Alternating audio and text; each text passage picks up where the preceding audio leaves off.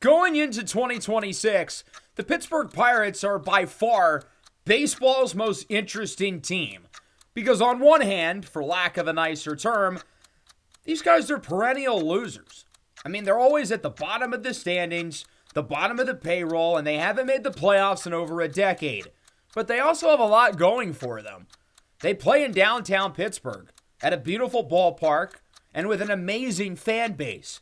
And for the first time in a while, this team actually has some hope and expectations.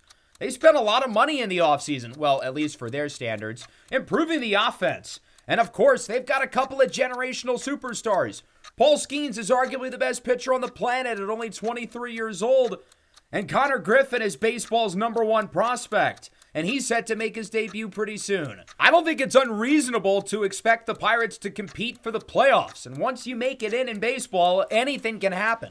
Just tell that to the 1979 Pittsburgh Pirates, who made it all the way to Game 7 of the World Series against the Baltimore Orioles, where this famous home run by the eventual Hall of Famer Willie Stargell would put the Pirates ahead 2-1 and be enough to help the Pirates win the World Series. Well, little did we know at that point, the Pirates would never make it back. And for the most part, they were rarely close. It took the Pirates a decade to even make it back. In 1991, they made it to the NLCS, losing to the Atlanta Braves, but they would get their chance for revenge. 1992, Game 7 with a spot in the World Series on the line. The Pirates actually led with Atlanta down to their final out, but Francisco Cabrera, an unlikely hero, hits a 2-run walk-off single to send the Braves back to the World Series again, crushing the Pirates' hopes and dreams. And again, we didn't know it at the time, but the Pittsburgh Pirates would not make it back to the postseason for 21 years. After their heartbreaking Game 7 loss against Atlanta, they didn't make it back until 2013, the National League Wildcard game against Cincinnati. At this point, the Pirates still had not advanced in the playoffs since 1979 when they won the World Series. That's almost 35 years ago. But finally, the Pirates had something to root for. They beat Cincinnati, they advanced in the playoffs, and heck, they actually made it 3 years in a row. But that was over a decade ago now. They still haven't gotten back. At what point are the Pirates finally going to make it back over the hump? Could this be the year?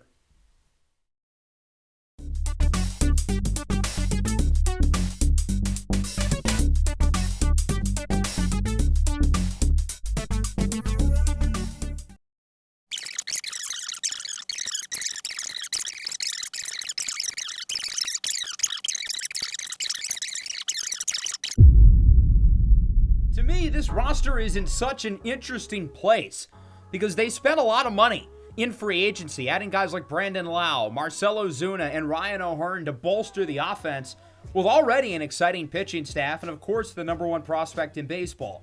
But it's still a team that I don't think is set up very well in the long term, and they obviously do not have an owner that likes to spend money. So I think there's an intriguing balance of expectations for this year and beyond, but also a challenge because I think this team in a few years, if successful, is going to look a lot different than it is right now. We're going to have to manage the contracts of many of these big-time superstars, but it's hard not to be excited about them. I mean, you look at a guy like Paul Skeens, who's only 23 years old. He's entering his 3rd year, and he looks like a truly generational pitcher, and I don't throw the G word around lightly. This guy rocketed up the minor leagues as the #1 pick and is tormented with big league hitters.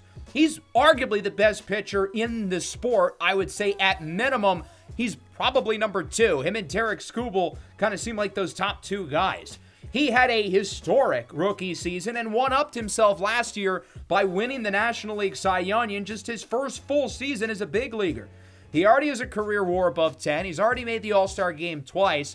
All of this is really exciting. I mean, he's such an awesome player. But he's going to make so much money in 4 years when he's a free agent. And with Bob Nutting as our owner, it is going to be really hard to convince him to pay a pitcher presumably $400+ million. And then there's Connor Griffin, the #1 prospect in all of baseball, a 2024 first rounder. Griffin, again, has shot up the minor league system quickly. He was arguably minor league baseball's best player last year. It didn't matter what level he was at. whether it was rookie ball, A ball, high A, double A. He dominated. This is a 5-tool player with elite speed, elite contact, elite power, and the defense to stick it short. I mean, the hype for him has gotten out of control. He's been put into the conversation with teenagers like Alex Rodriguez, Bryce Harper, and Juan Soto. That's the type of player we're talking about with Connor Griffin, and I'm really curious to see how he looks in spring training as we try to figure out if he's going to be ready to make the opening day roster. The team went 14-14, 500 in spring training, although what I do find interesting is that our run differential was also completely balanced. Our team was very average throughout the spring. Connor Griffin was pretty good. He only hit 222, but he drew a handful of walks. He hit for great power. Of his 16 hits, he had 4 doubles, a triple, and 6 homers. So the combination of power and plate discipline were really good. His defense was solid. He mashed against left-handed pitching, which I'm not surprised about. It's more so his ability against righties. He didn't hit righties very well here in spring training, and I do wonder how that will translate to the big league level. But he did lead our entire team in WAR and was our most valuable player in the spring. So I suppose that is certainly worth noting because he is a very well-rounded player who can run fast and play good defense. In terms of the pitching, I'm curious to see who our number 5 starter is going to be. I'm looking at guys like Thomas Harrington, who only allowed 1 run. Hunter Barco, who was fantastic in over 21 innings. Could Carmen Mlodzinski potentially get a spot in the rotation? Braxton Ashcraft presumably has that number 5 spot, but I don't think it's a gimme. And of course, that's not to mention Jared Jones is going to be back at some point, presumably in the early summer. So now we have to make the tough decision of narrowing the roster to 26. And I think I am going to roll with Hunter Barco as the number 5 to begin the year. He's a highly regarded prospect in this organization, a fringe top 100 guy. And I thought he had an outstanding spring. He looks ready to me. He's been used in a lot of shorter stints, but his last 2 outings, he threw at least 4 innings. And he's looked pretty good, regardless of the role he's had. So to me, I think Barco has earned the opportunity to be the number 5 starter. In terms of the bullpen, I had some tough decisions. I thought Cam Sanders had a good spring. He's a guy who I do think will be probably called up at some point. And then in terms of the position players, we've got a few very interesting decisions we have to make, specifically regarding, of course, Connor Griffin amongst others. I decided to keep the password, Jotinson Garcia, on the final roster. I thought Jake Mangum, even though he struggled in the spring, I think he's proven enough to make the team. I'm going to go with Henry Davis as our backup catcher, the former number 1 pick, over Endy Rodriguez. It's a big year, though, for Davis. He's got a lot to prove. Nick York was another tough one, but we do need utility guys, so I think for now he's going to make the team. And now at this point, we really only have a couple spots left in terms of guys to send down. And I think with Connor Griffin, his struggles against righties are enough to have him not start the year on the big league club. He only hit 152 in 46 at-bats, and he only hit 1 homer. Of his 6 homers, 5 of them came against left-handed pitching. I don't think he'll be long for AAA, but he will start the year in the minors. And now the roster is set up and ready to rock and roll to begin year number 1. To me, I think this lineup is very improved. I mean, it's hard to be worse than last year. We scored the least amount of runs in baseball. And the pitching rotation should be intriguing as well. I want to manage Barco's innings. He'll be the opener, but I don't think I want to give him more than 3 or 4 innings at a time. The rotation will be Skeens, Chandler, Keller, Ashcraft, and then that bullpen game. And of course, don't forget again, Jared Jones will be back at some point. The bullpen, meanwhile, has some question marks, but we do have a really good closer in Dennis Santana. Our first game of the year is at Citi Field against the New York Mets, a team who made a lot of moves themselves this offseason.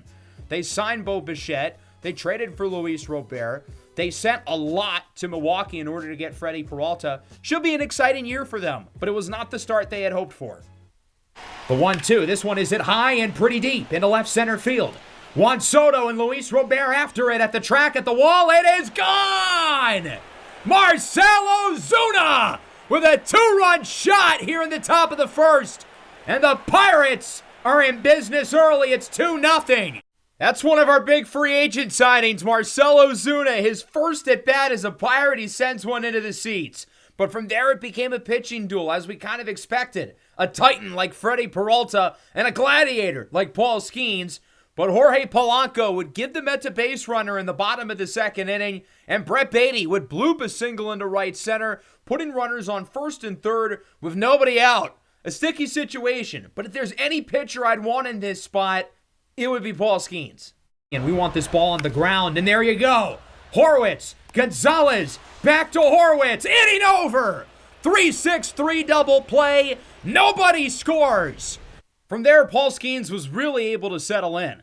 Luis Robert's first at bat as a Met, strikes out on the fastball, and Paul Skeens is rolling early in this game. And the fact that he had the run support with the home run by Ozuna is definitely a big deal as well. Even against Juan Soto, goes down on the sinker. The Mets really didn't get anything going in this game, that is until the fifth. Runner goes, Robert rips this one into left now. O'Hearn cannot make the play, and it will roll to the wall. The only way we had a chance of not having Semien score there was by O'Hearn making a deep angle on the ball. Here for Tyrone Taylor, who ignites this baseball into left. O'Hearn can only watch it fly. The Mets lead it 3-2. With a couple swings of the bat, this game has been entirely flipped on its head. And who would have thought the number 9 hitter, Tyrone Taylor, comes up big for the New York Mets, who lead it for the first time today. And with the Mets now holding the lead, our offense has got to get going. But the problem is they've been ice cold since the first inning. This reverse strike call certainly hurt our chance at momentum. And then Marcell Ozuna, who had the homer, he goes down looking as well. Maybe the 7th inning will be a little more kind to us. 7th, the 1-1. Grounded up the middle for a base hit. 1 run scores. Reynolds around third. Robert, the throw to the plate is not in time. Joey Bart comes up big. And the Pirates are back ahead. I decided to keep Paul Skeens in for one more at bat in the bottom of the 8th as he strikes out Tyrone Taylor. That's when I made the switch over to Gregory Soto so he could face off against the top of the order and he would get us through the inning. We're up 4-3 going into the 9th, which means it's time to meet the menace. Dennis Santana on for the save. The count is full, so the runner at first will go. The 3-2, swing and a miss! The Pirates win the opener! 4-3 here at Citi Field. An exciting Game 1 of the 2026 campaign. Pittsburgh begins the year 1-0. So with that, the Pittsburgh Pirates start the 2026 season with a record of 1-0. We didn't hit the ball very well, but we didn't need to because the pitching was great. Game 2, however, was not as kind. Juan Soto around third. The throw to the plate is not in time. And the Mets walk it off. Along with the Mets taking the last game, we found ourselves losing the first series of the year. Here's to hoping the second series were a little better. And O'Neill Cruz says, "Oh me, oh my!" Launches it into right. It's a salami. And the Pirates lead it 12-10. Given our history of struggling with the bases loaded here on this channel, that was certainly an encouraging swing. And our offense has been really encouraging this year. We scored 17 runs in this game, and even though we lost the second matchup against the Reds, we scored 13 in the last. But now we're down by 1 here in the home opener in the bottom of the 8th. 3-1 is belted into right field, and that one goes off the wall. An introduction to PNC Park will look to score a run. This game is tied at 4. Gotta watch out for the ground ball, and this one is on the ground to short. Henderson misses the flip. Holiday misses the throw. That will result in 2 runs scoring. We had a little luck on our side, but a really impressive come-from-behind victory in the home opener to defeat the Baltimore Orioles 7-4 and put us now at a record of 4-3. In the second game, we found ourselves in a little bit of a jam, but Gunnar Henderson would pop out with the bases loaded, and the Pirates would get the win, 6-7 being the final. We did get blown out in the last game, and we struggled in our series against San Diego, only winning 1 of 3, putting us at 6-6 to begin the year. In the process, we're going to take a quick trip down to Indianapolis. I wanted to take a look at Connor Griffin and see how he was progressing early in the AAA season. This was AAA opening day, the Indians going up against the St. Paul Saints. Connor Griffin had an okay first game, but he actually finds himself up with a big spot here in the bottom of the 9th in a tie game. And a runner at first base with nobody out. That ball is launched into straightaway center. Perfect, perfect! Over the batter's eye! Connor Griffin walks it off! It did not take long for us to realize that this young man is made for the moment. First game in AAA, mashes a walk-off homer, and I feel pretty optimistic of where we are. Even though we're only .500, we had the number one scoring offense in all of baseball, but we've also allowed the most amount of runs. If you like scoring, you'll love the Pirates, and you'll love the way a guy like Marcell Ozuna's played. He's driven in 18 runs over his last 10 games, and he leads all of baseball with 21 RBIs. The pitching, though, has not been good really at all through the first part of the year. Mitch Keller looks bad. Braxton Ashcraft looks bad. Hunter Barco looks bad. The bullpen looks bad. There's not a lot going for us pitching-wise. But going into this series against Washington, I want to see this kid up at the big league level. I think Connor Griffin is ready. He's only played 12 games in AAA, but to me, he looks the part. He had, obviously, the walk-off homer. He's drawing walks. He's hitting for average. I think he's ready. To me, he's one of the best players on this team. We saw it in spring training. And I believe that he's going to contribute for us right away. He'll take Nick York's spot on the roster, and he's going to play pretty much every day. His first ever series is a 4-game set against the Washington Nationals. For one thing, I like that it's at home. He gets to play in front of the home crowd. But we're also going against a Nationals team that, to put it nicely, is not the best. And I think that'll give Connor Griffin a good opportunity to try to get some momentum early in his career, and we'll see what he does here in game number 1 of his hopefully illustrious career. As this one is grounded over to second base, it's bobbled. Griffin hustles, safe at first. An infield single. Career hit number 1 for Connor Griffin. It was unconventional, but it gets the job done. And Connor Griffin can now say something that no current Hall of Famer can say. His career batting average is 1,000.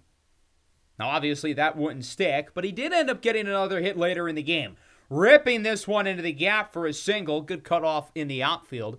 The Pirates did end up winning this game, though. Connor Griffin had 2 hits in his big league debut. As for the second matchup, he's got a huge opportunity here in the first, where he lines this one well into right, but unfortunately it is caught. In the third, deja vu. 2 on and 2 out.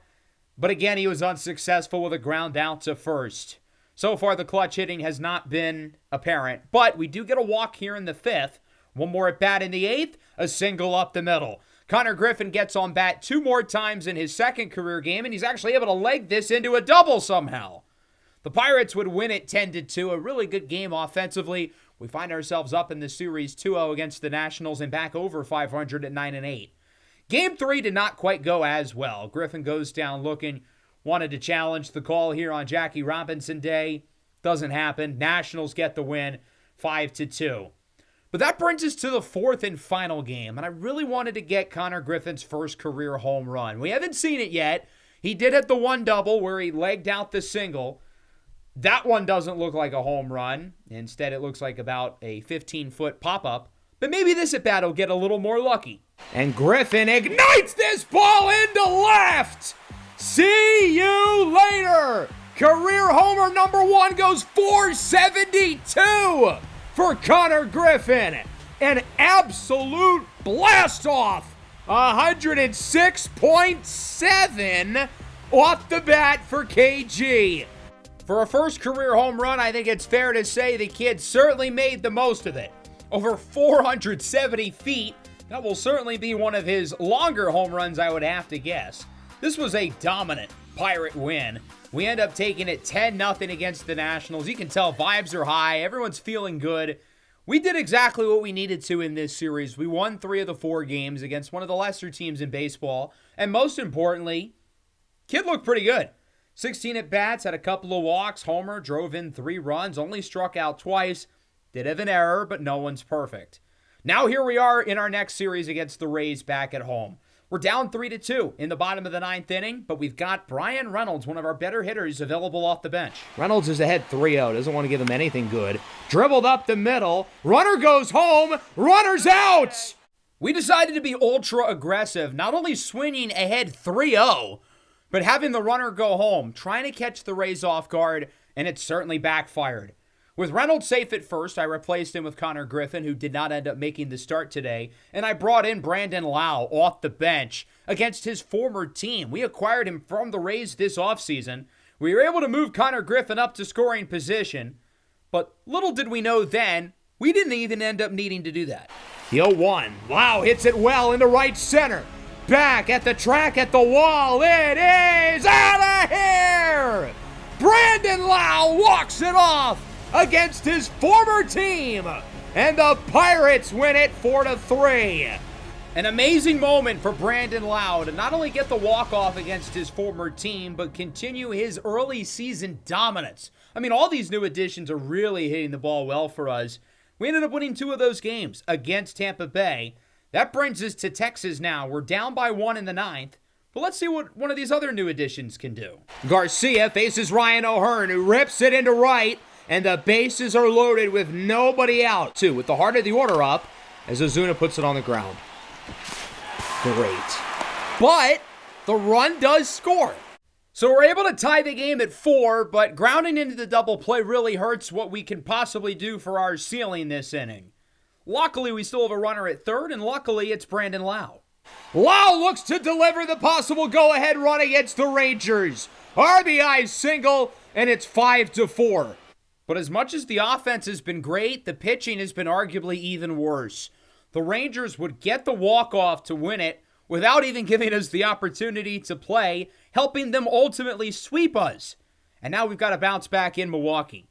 This game is tied at 4 against the Brewers. Against Luis Rengifo, the 0-1. And Rengifo sends it into the gap that could empty all 3 bases. 5-4, 6-4. Can they make it 7-4? Yes, they do. That's where things started to get really weird. A walk, followed by a balk, would move the 2 runners up. So with Mason Montgomery, I guess not really in it, I brought in Soto. The 0-1 with, oh my God, it's another balk. What? Yeah, that was certainly something. Another balk allows a run to score, and even though Gregory Soto got out of the inning, we were not able to win this game, losing it 9-4, and this ended up being the rubber match. We split the first 2 games, but lose the last one. We've lost 5 of our last 6 games. Really not playing all that well here towards the end of April. Braxton Ashcraft didn't make it out of the 3rd inning because he suffered a tear in his shoulder and will be out for about a month or 2. So the rotation, already shorthanded without Jared Jones, gets lighter. But this could be a good thing. Braxton Ashcraft has been a disaster this year, so it'll allow for guys like Thomas Harrington and Cartman Majinski to play a little bit more. Now against the Cardinals, this game is scoreless. Paul Skeens has been amazing, but our offense has been just dreadful. No score going into extras. Sanders against Alec Burleson into center. That one will fall, and we finally have runs. St. Louis scores. Now it's our turn. I think Marcell Ozuna has driven in 1 run over the last 2 weeks, but that one gets by Gorman into left. It's bobbled by Nootbaar. That's going to score O'Hearn. Ozuna to second. He is out. So we do get the run and we tie the game, but the base running blunder proved to be a pretty big deal because Brian Reynolds would fly out here and we would not end up winning the game in the 11th. The Cardinals would put runners on 2nd and 3rd in the 12th with a big opportunity to take the lead. Then this happened. So JC grounds it to 2nd. We're going to try to get the out at home, but the runner is safe. Nelson Velasquez now grounds it to 3rd with 2 away. Griffin, the throw to 1st, is way over the mark. That throwing error by Connor Griffin at 3rd would prove to be a really big deal. He did end the inning, getting the throw over to 1st in time, but we ended up scoring in the bottom of the 12th, but we only got 1. Henry Davis strikes out, and if not for the error by Griffin, the game would have been extended, but we end up losing 3-2 in a game that Paul Skeens threw 8 scoreless innings. However, the St. Louis series was not all bad. Here we are up 8-0 in a game that Brandon Lau has homered 3 times in. He goes down looking. That's a great way to try to get home run number 4. We're going to try to extend the at-bat, challenge the call. Wow, it worked. So he's going to get another opportunity to send one into the seats and make some history. One of the hottest hitters in baseball right now, and he strikes out anyway. A little disappointing, but a good end to the month. Brandon Lau has 11 home runs this year. He's driven in 24 in, 32 games? That's really impressive stuff. We're 500 through the month of April, 16-16, and we still have the number 1 scoring offense in baseball. I figured we would have cooled off after our hot start. Nope. We're mashing the cover off the ball. Baseball's lowest scoring offense a year ago is currently the highest scoring. O'Hearn's been great. Ozuna had that crazy start, although he's been a little quieter. And then Brandon Lau is playing out of his mind. He had the 3 home run game against St. Louis, but that's just the tip of the iceberg. He's the leader for the NL MVP right now. He's tied for second in home runs, and he won the NL Player of the Month. But we've allowed the 28th most earned runs. As much as our offense has been great, the pitching, which I thought would be the strength going into the year, has not. Mitch Keller's been mediocre. Bubba Chandler's been up and down. The bullpen hasn't been great. But honestly, I think the biggest takeaway, good or bad, is that Connor Griffin looks like the real deal. 843 OPS, 275 average. He's drawn a lot of walks so far. I think that's the biggest thing I've noticed with him. The approach at the plate has been really impressive. He has more walks than strikeouts through his first 15 games. And even though I don't expect that to continue, there's a lot to like in that regard. He does have a couple of errors. His WAR isn't that high, and he's not currently in the Rookie of the Year mix, but I would think he would get there at some point. Big series against the Reds. Us and them are both pretty even right now in the standings, and we find ourselves down 3-2 here in the bottom of the ninth, and a big opportunity with a runner on and nobody out. It starts with Spencer Horwitz after the runner moved over to second, and he strikes out. Ryan O'Hearn strikes out. Not exactly looking promising here. Gonzalez would line it into left, but the Reds would make the play and win the game 3-2. Luckily, the second game went a little bit better. We ended up winning that one 12-1 in a game that Paul Skeens ended up getting the start in. We haven't given Paul Skeens a lot of run support this year, so to give him a 12 spot is certainly nice to see. He was great, though. 8 innings, struck out 11. Currently the NL leader for the Cy Young. As we look to win the series in the third and final game, the rubber match here at home against Cincinnati. The Pirates are 500, 17-17. The Reds pretty much even with us at 17-16. And I'm excited to see Bubba Chandler. He's given us some good and some bad through his first 7 starts of the year. And there would be some good and bad again early in this one. Gets a nice scoop, even with the runner at third, to get us out of the first. But in the second, Spencer Steer rips that one down the line off the wall, allowing the run to score, putting the Reds up early, 1-0. We'll see if it's Cincinnati who can continue this stretch as McLean rips it over to second. We would get out of the inning with the double play. And now it's time for our offense to do a little damage. Bottom 2, Brian Reynolds gets us started. That one is hit hard in the left center field. Back at the track, at the wall, it is gone! An early home run for Brian Reynolds, who, like just about everybody else in this lineup, has been really productive this year. Already at 8 home runs. Game tied at 2 in the 5th now. The Reds looking for a chance at the lead. And Griffin's able to get us out of it. Remains tied at 2. Bubba Chandler pitching well into the 6th. Gets the strikeout on Stevenson, but unfortunately we're not getting offense ourselves. Santillan gets Cincy through the 8th, allowing their lineup a chance to strike. But the Reds can really do some damage with a big hit. And Friedel sends it into the gap. That will score at least 1, probably 2. It rolls to the warning track. The Reds are going to send the second runner, and he is safe. 3-2 for Bart. Swing and a miss. That'll do it. This would be the start of a rough patch for the Pirates. Our West Coast road trip did not go very well. We got swept by Arizona, lost the first against the Giants, and now here we are in extras. Ryan Walker still in. The 0-1 for the big O'Neal Cruz as this ball is hit like a rocket into right center, into Triple's alley. That one is gone! Finally, something goes our way. A 3-run shot by O'Neal Cruz that he absolutely launches, snapping our 5-game losing streak where the offense really struggled during that stretch. We did lose the last game against the Giants, however, and now that brings us at home against Colorado. This is our get-right opportunity. But we're down 3-1, really needing a huge hit from O'Hearn. Rips the first pitch, back up the middle. That should tie the game. 3-2. Gonzalez, play at the plate. He's safe. Ryan O'Hearn comes up big. Spencer Horwitz now sends this one into the gap. That ball's going to drop. Pirates take the lead, and they'll look for more. O'Hearn will score from first, and Pittsburgh is now ahead 5-3. That helped us win the game and thus win this series, but I still can't help but think our team is not playing very well right now. We're struggling against mediocre opponents like the Giants, the Reds. We only took 2 against the Rockies, and the series against Arizona was brutal. I mean, we could not hit at all against the Diamondbacks and got swept in Arizona.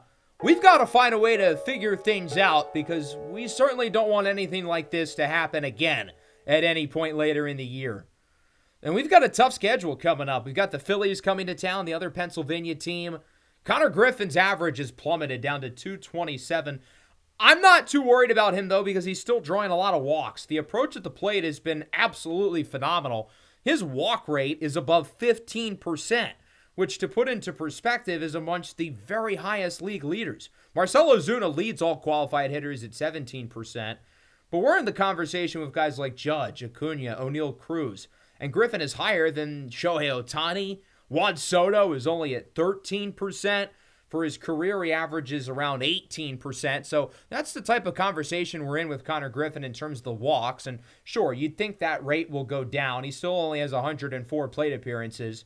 But I am very encouraged by his approach at the plate. And I think because of that, naturally, we will see the offensive numbers go up. They have to, especially with everybody else in the lineup still really hitting.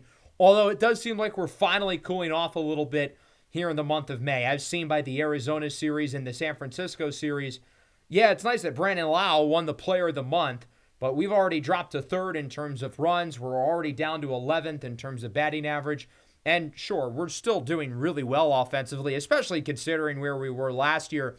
But it seems like the magic of April has kind of worn off a little bit, and the pitching hasn't really caught up. I mean, Paul Skeens has been awesome.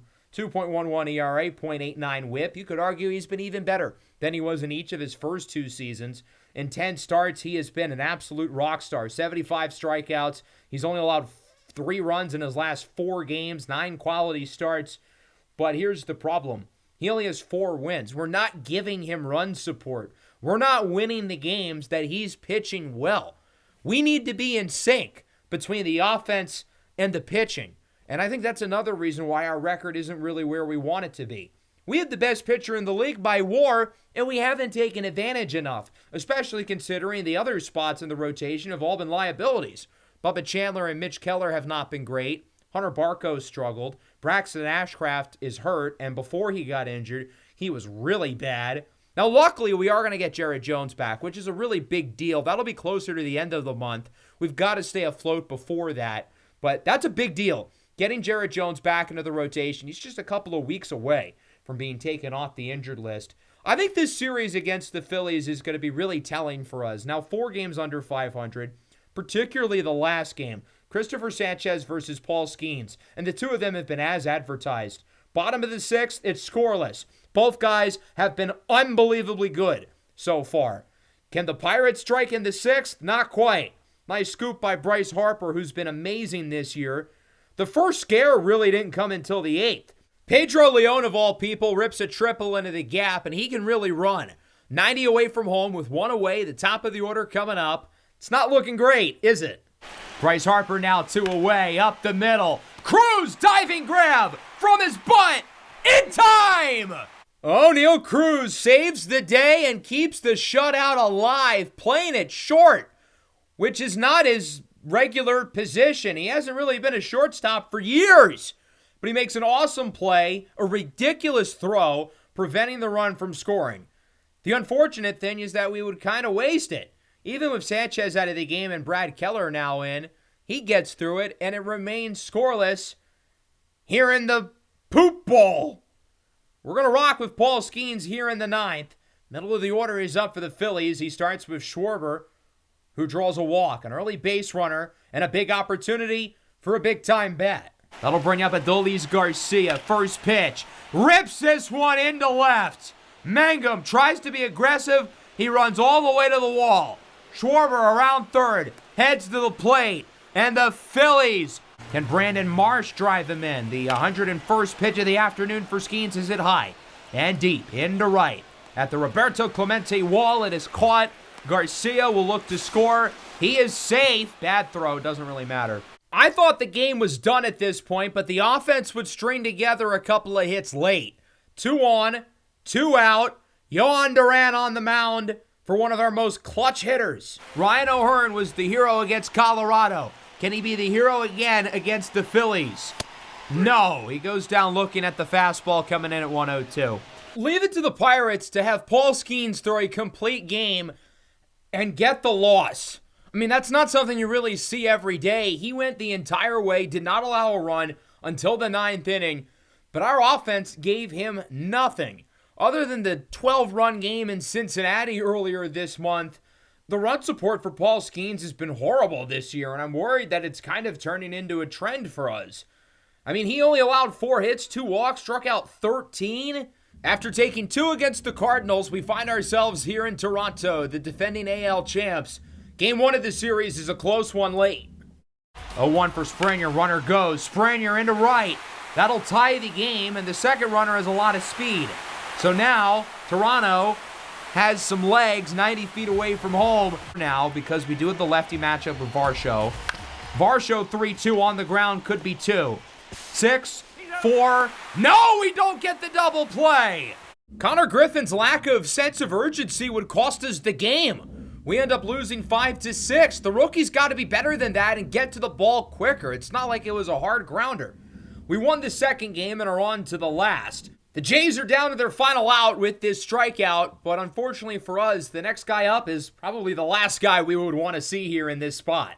And it's Ernie Clements. First pitch. Ties the game. I told you, this is not the guy I want to see in a big spot. Ernie Clements just got that clutch gene with a big hit into right to tie the game, and sure enough, the Blue Jays in extra innings would walk it off. They win at 6-5. They win the series. And our play continues to be very up and down. I'm still struggling to really get a gauge on this team as we're now 24-29. We've got a long homestand coming up, and we've got some good news on the horizon. Jarrett Jones is off the injured list. He's ready to rock and roll.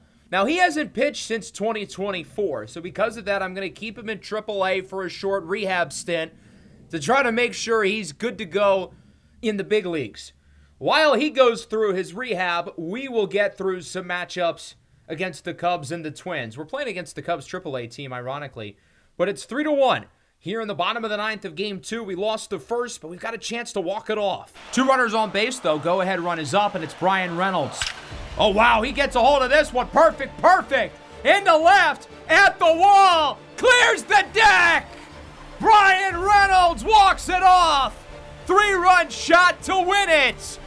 These are the types of swings that can give your team momentum for a long stretch of games, the dog days of the summer, and try to propel us a little bit going into the month of June. We didn't hit the ball very well in this matchup, but we got the big swing when we needed it. Hunter Barco ended up getting injured in that game, so I ended up claiming Griff McGarry off of waivers.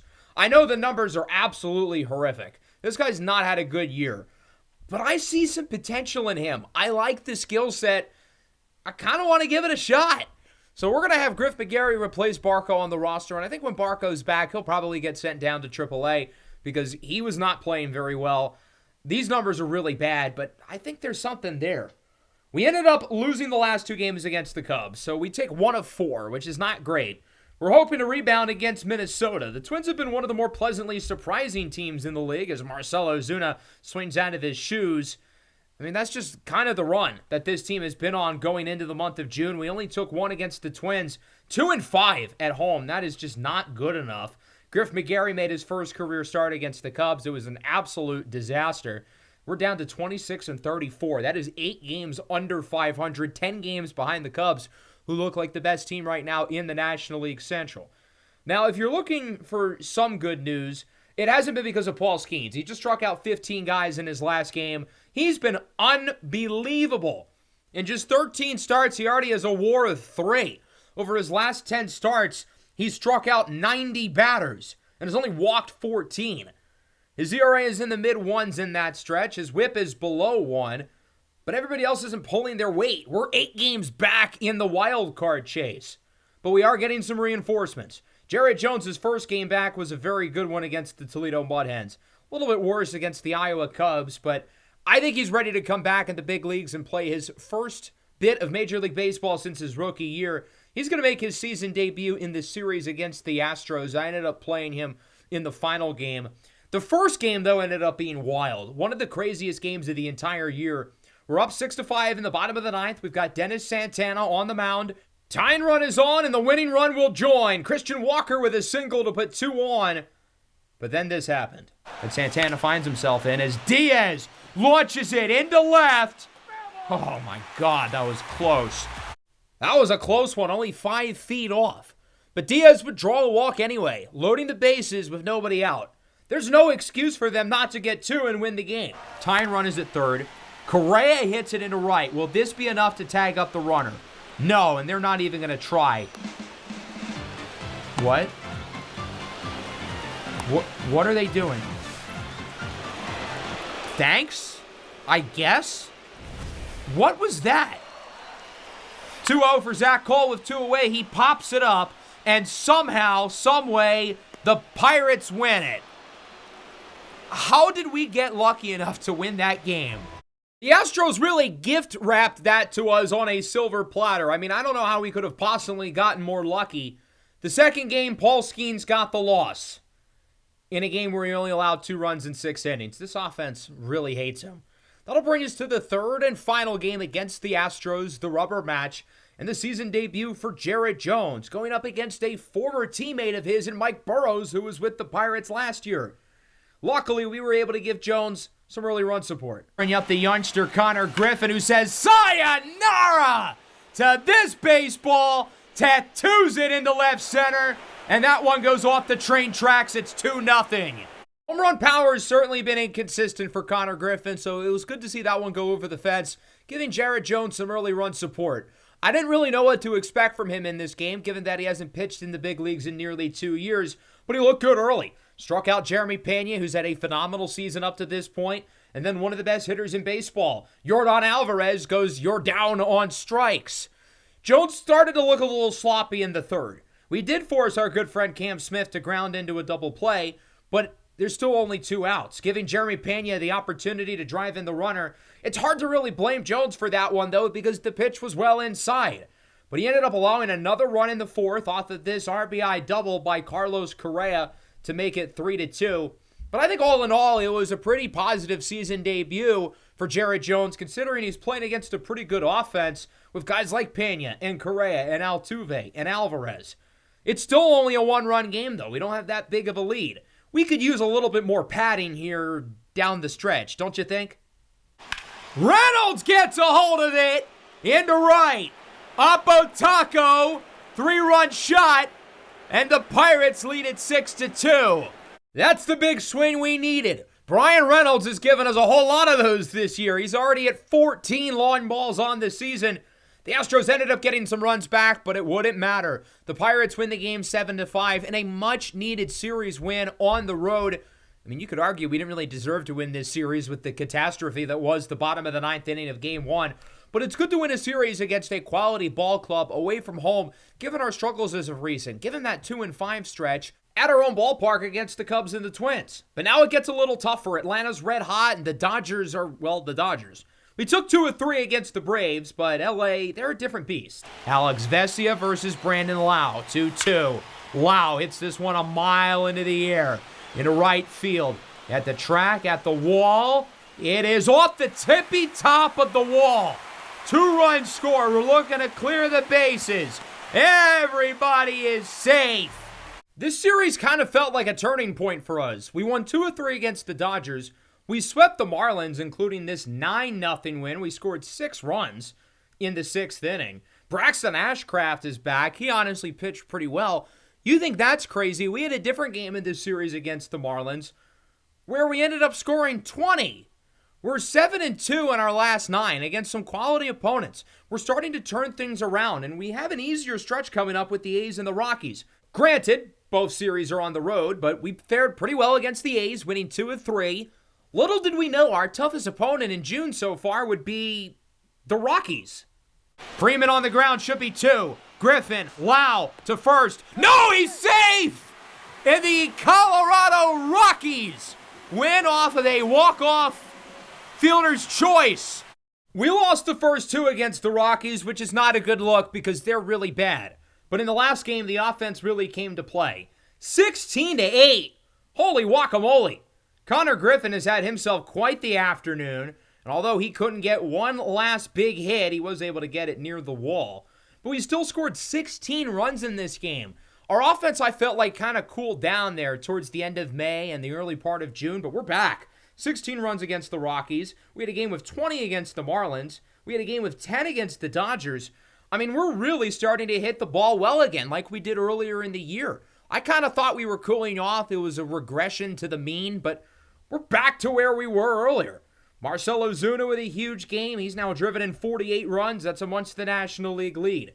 Brandon Lau, the only guy ahead of him at 53. But look at some of these box scores. We put up 10 on the Dodgers. Ozuna, Lau, Bart, all going deep. Jared Jones, meanwhile, had a great start. We lost 18-0 the last game, though. We don't need to talk about that. 17 hits and 8 walks is diabolical. Yoshinobu Yamamoto dominated, while for us, it was not pretty, particularly from the bullpen. But we scored 20 against the Marlins, and this was a game that Paul Skeens pitched. The whole storyline with him is that we haven't been giving him any run support, and then we explode for 20. It would have been nice to, I don't know, donate some of these runs to his other starts rather than this 18-run win. But it's hard to complain. We finally gave him some offense, and he obviously pitched amazing. He struck out 12 in 6 innings. His pitching WAR is now nearly a full point above second place. He's thrown more innings. He's got more strikeouts. He's been the best pitcher in the league. Yet why is he in third for the Cy Young? It's because he's not getting enough wins. And that's because his offense isn't giving him run support. But here we are getting closer to the end of June, and I think it's time to start talking about scouting. Obviously, we're going to be doing the draft a little bit differently this year. At least for this first season, it will be on Out of the Park Baseball 26 with the real-life prospects. Players like Rock Chalowski, Grady Emerson, Justin LeBron, and more will be in this series. We're going to do the draft and the scouting on OOTP and then move the players over to MLB The Show. And today I will be revealing information about our draft picks that we haven't discussed yet. Rock Chalowski is the projected number 1 pick. And to me, this guy has the aura to be the face of an organization. I mean, this guy has dominated in college at UCLA. I think he's got the chance to be a 5-tool player. Dominant power. I think he's got the glove to stick it short. Good contact, good approach at the plate. There's really not a lot to dislike. I think if you want upside, though, Grady Emerson is probably the highest ceiling prep bat in this entire class. Obviously, he's a little bit further along in his development, but I think he could be really, really good. Jacob Lombard is kind of in the same reign. The brother of Joe Lombard Jr., a top prospect inside of the Yankees organization. Jacob is even higher regarded as a prospect than his brother, who was a first-round pick. Rocco Maniscalco could be an option as well. I think he's a tier below this top group of prep bats, but I think mid to late first round is really solid range for him. I think he could be a very, very good player in his own right. Another guy who has a lot of the raw tools offensively to be really good. He dominated in the Perfect Game Showcase in Arizona. If you're looking for some more power bats, there's Ace Reese, who's got big-time pop from Mississippi State. Or Justin LeBron, who's one of the most well-rounded players in the entire draft from the University of Alabama. Contact, speed, defense, power. He's got it all. Brady Harris, to me, might be the most toolsy player in the entire draft. A dynamic center fielder who I think, like a lot of these high school guys, you talk about upside, but I don't know if there's a singular higher ceiling other than maybe Emerson. And as you look at Harris, he's got the size, he's got the speed. The traits are all really exciting, and I think whoever drafts him in the first round is going to be very excited about what he can become in the future. He's not there yet, but there's big-time contact, power, discipline, BABIP, upside, and he could stick, in my opinion, in center, although you'll be able to put him pretty much anywhere you want. In terms of some of the later round options offensively, whether it's the later part of the first round or beyond, Dominic Santorelli's got huge power. The rest of this game isn't really there yet, but he's got a dynamic lefty swing and can absolutely launch the ball out of the park. Another guy who I like in the late first round range, who honestly should go earlier, is Drew Burress, the center fielder from Georgia Tech. I think this guy one day is going to be at the top of the major league order and really stick there. He is as reliable as it gets at center field. In terms of the pitchers, I think the prep options are the more appealing ones. But if you're looking for a college arm, Liam Peterson from Florida is the guy. I think he should and will go in the top 5. Jensen Hirschkorn is currently the projected pick to the Pirates right now great size, great velocity, but there's a lot of these high upside prep pitchers with him. Coleman Borthwick, I think, is a good option. He's projected to go quite a bit later. I think the late first, early second is really the sweet spot for these guys. If you're looking for a lefty, I think Carson Bolliman could be a pretty good option. Another guy who throws hard. The control is a little bit iffier. Savion Sims is really exciting to me. He's a giant. 6'8". You look at big-time power as a pitcher. I'd like to see him bulk up a little bit, but he has a really high ceiling, as does Joseph Contreras, who we got to see in the World Baseball Classic really perform well against the world's best hitters. Guys like Aaron Judge. He looked his own as a 17-year-old, and to me, he belonged certainly in the first 2 rounds. It'll certainly be interesting to see what direction we go with here during the draft, which is just a few weeks away. I do want to see where we can position ourselves, though, before the draft, before the All-Star break. I think we're playing pretty well as of recent. 4 of our last 5 series are wins. Ironically, the only loss is against the Rockies, but we did just score 16 against them. This sort of feels like the unofficial halfway point, if you will. We're 38-40 now, 78 games into the season. I don't think we played very well to end May, but we've looked pretty good here in the month of June, despite losing 2 or 3 against the Rockies. But we'll see how we perform going into the All-Star break. We've got 6 more series to go, and I think this stretch, and obviously leading into the trade deadline, will be very instrumental in terms of determining if we're going to be buyers or sellers. Because on one hand, we're 4th place in the division right now. We're quite a ways out in terms of the playoff race, but I think if we perform well, I certainly wouldn't rule it out. I'd love to potentially buy, given the opportunity, and try to position this team into the playoffs, but we're 5 back, and we have a bunch of teams we still have to jump. So we're starting with Seattle at home in a close game here with the bases loaded. For Julio Rodriguez, who gets a hold of the 1-1 slider into left at the wall. It is out of here! A grand slam for J-Rod. That would not only propel the Mariners to a 7-4 win, but they ended up winning this series 2-1. For a team that's been gaining some momentum, the last thing we need to do is drop series, especially at home. Against Cincinnati, a team we're competing with potentially in that wild card mix, the series is tied at 1, and we're down by 1 in the final game. Down to our final out. 0-1, 2 away, runner at second. As this one is on the ground over to second. Sal Stewart makes the play, and the Cincinnati Reds, they beat us in the series again. We need all the wins we can get, given that 1 or 2 games could be the difference in terms of the direction we take at the trade deadline. So losing these series against Seattle and Cincinnati, going into a tough stretch in Philadelphia, definitely does not bode well. We're 9 games out in the division. We're 7.5 out of a wild card spot. And we've got like 4 or 5 teams we have to jump. If you're looking for some good news, though, I mentioned that I feel like Connor Griffin's due to play better. That he has. 429 over his last 10, on base nearly at 500, slugging above 700. I figured the approach at the plate is going to lead to more offensive success, and so far, that has certainly happened. The third game is round 2 between Skeens and Sanchez. Certainly that one is circled on the calendar. But before that, though, we lost the first game and find ourselves in a close one here in game 2. Turner goes down looking. What a pitch. That cutter had so much movement. Just filthy stuff. And he goes right back to it against Kyle Schwarber to get the win. Sick stuff from Dennis Santana as we go into the third of 4. The Phillies are 49-37, having another very strong season towards the top of the NL. I'm excited to see this pitching matchup. Paul Skeens and Christopher Sanchez, they played against each other earlier back in May. And in that game, neither team scored until the 9th inning. Over Skeens' last 12 starts, he has 113 strikeouts and 19 walks. How are those numbers real? He already has 154 punch-outs, and we're barely halfway through the year. Christopher Sanchez's numbers are not quite as eye-popping, but we know he is almost just as good. The top 2 Rookie of the Year candidates in the NL also in this game.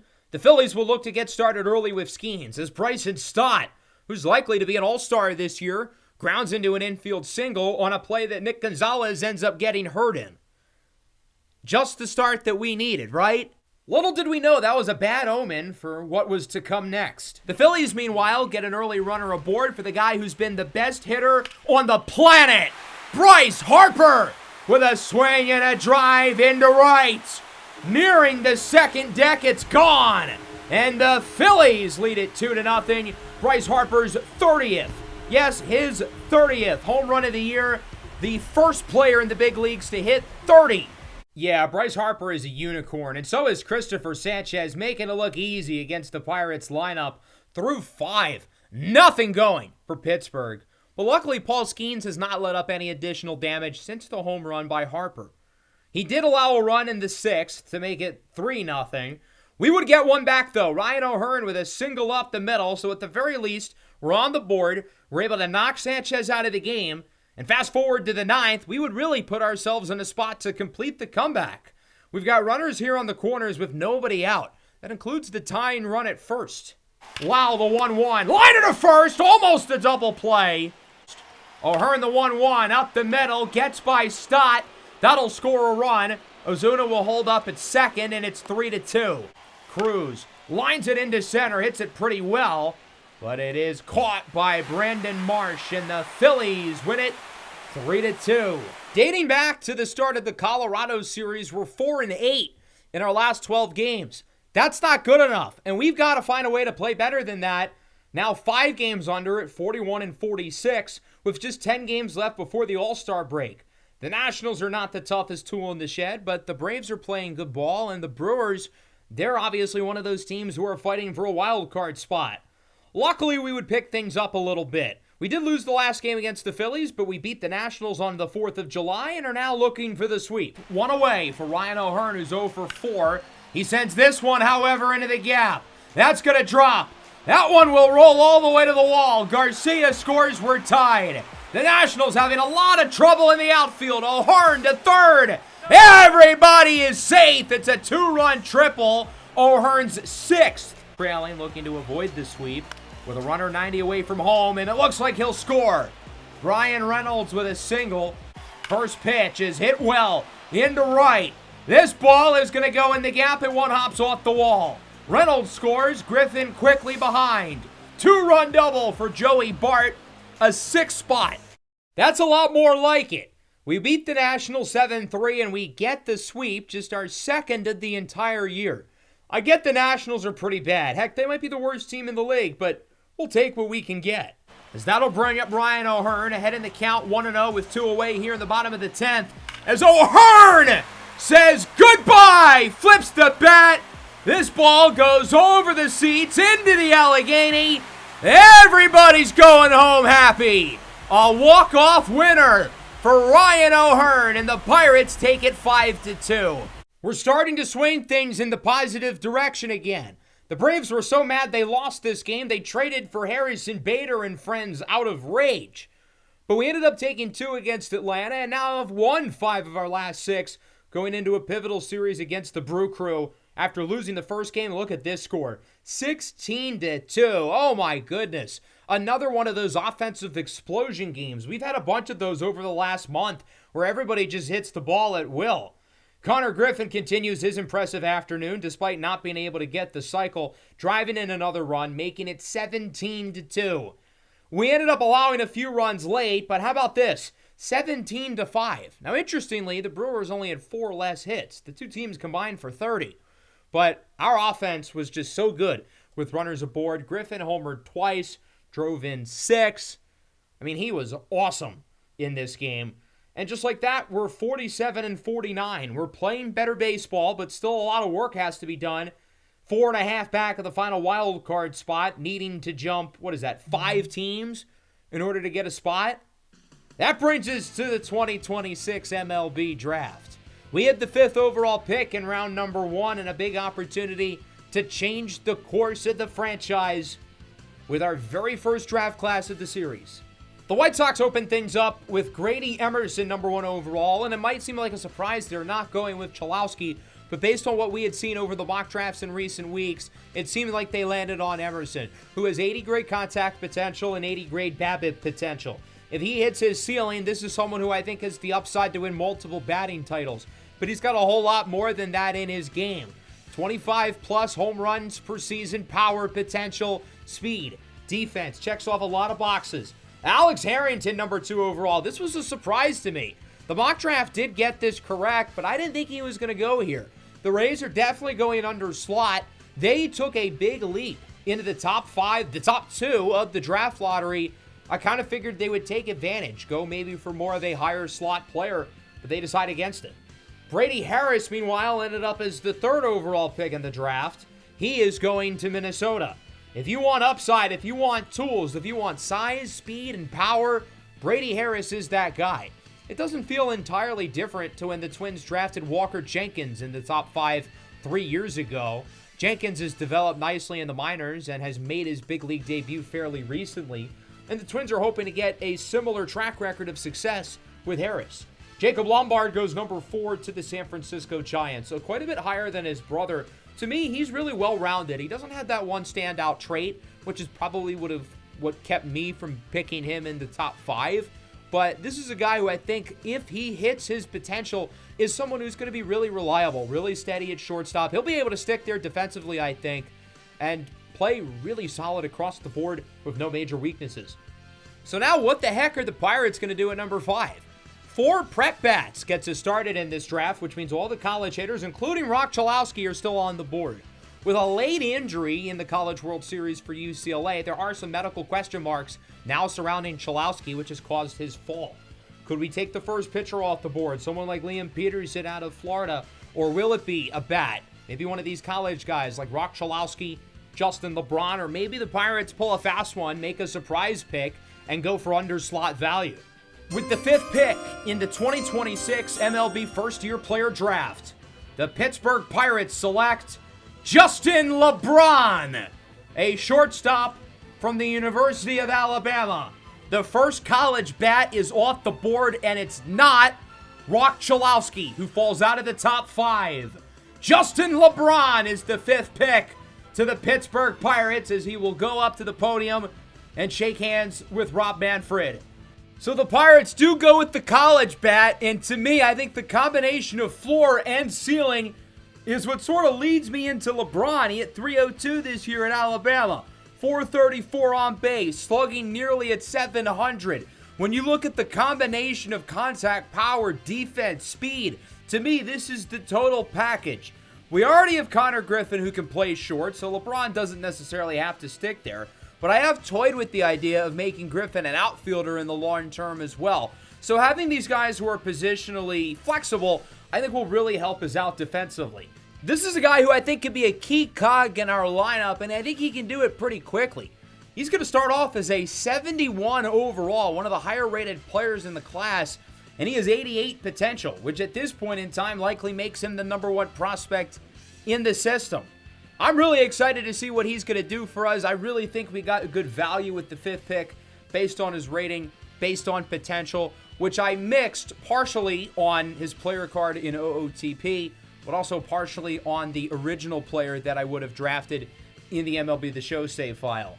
Rock Chalowski does not have to wait too much longer to hear his name called. He goes at number 6 to the Royals. I don't know where he's going to play long term because they have Bobby Witt at shortstop, they have Michael Garcia at 3rd, but with baseball, you draft the best player on the board and then you make it happen later. That's exactly what they're doing with Rock Chalowski, grabbing the guy who going into the year was the slam dunk number 1 pick. And given that him and LeBron are drafted right next to each other, it'll be interesting to compare these guys throughout their careers, given that both of them are extremely talented, both of them are similar in a lot of ways, and both of them are being blocked by other high-level shortstops with Bobby Witt and Connor Griffin.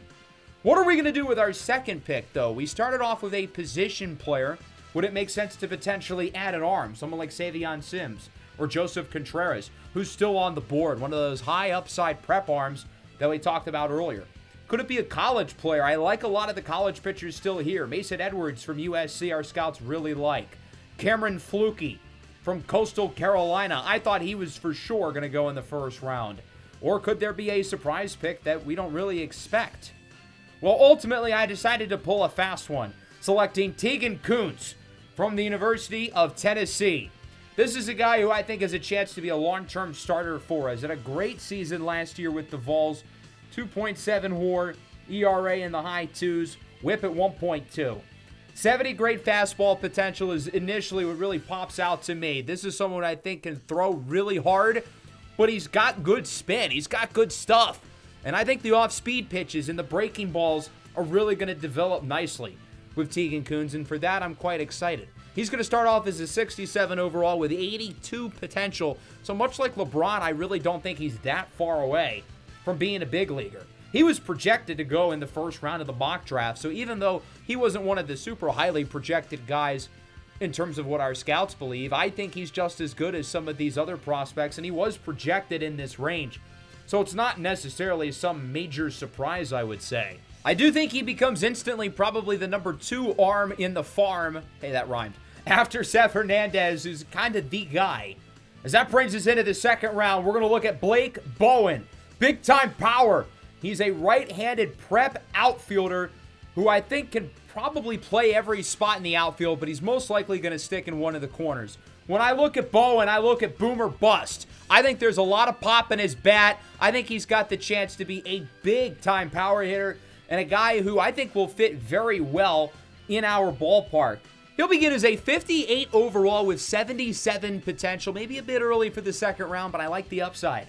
I wanted to go back to college in the third round. I thought about Kyle Teal's brother Aiden. I thought about Sawyer Stroh-Snyder from TCU, but ultimately I decided to go with Caden Sorrell from Texas A&M, and his production profile really stands out to me. When I look at his season with the Aggies, I noticed the pop. He hit 23 homers, and he slugged above 660 with an OPS over 1030. The contact was solid, but not great in college. I was hoping in the MLB Draft League we would see the batting average go up, and boy, did it. He hit 304. Now, he didn't draw a ton of walks, and the power was a little disappointing, but I like seeing the contact. I like seeing that he can adapt as a hitter to the different kinds of pitchers he's facing off against. And to me, I think there's a well-rounded player who has a higher ceiling than the potential grades in out-of-the-park baseball show, and that is certainly proven by his 71 overall rating with 90 potential, our first A potential player at the draft. Caden McCarthy will be the choice in the fourth round. He's an interesting one to me. A prep arm who's only 17 years old. He's not the biggest guy, 6 foot, 190. He's got a solid fastball, but I look at the knuckle curve and I get really excited. I think the breaking ball and the movement that Caden McCarthy has is different. And especially for the fourth round, I think we're taking a big swing on upside here. He's only a 54 overall, but he has 92 potential. He's a ways to go, I think, but I think the ceiling is really, really high. In the fifth round, I decided to pick Deion Cole. He is really raw, as you can see. He's a high school bat, only 18 years old, an Arizona State commit. He's very physically gifted, but he has a long ways to go. He's only a 51 overall. He does have 85 potential, however, which I think is pretty good for the fifth round. We're getting a guy who's going to need a lot of time to develop. He's multiple years away from being multiple years away. But I think Deion Cole for round 5 is certainly fair because this is a guy who I think if not for the idea of the bonus money and the slot values, he'd probably go in the second round. But he's likely to commit to Arizona State unless we give him a much bigger bonus amount than his fifth round projection, which I am going to do.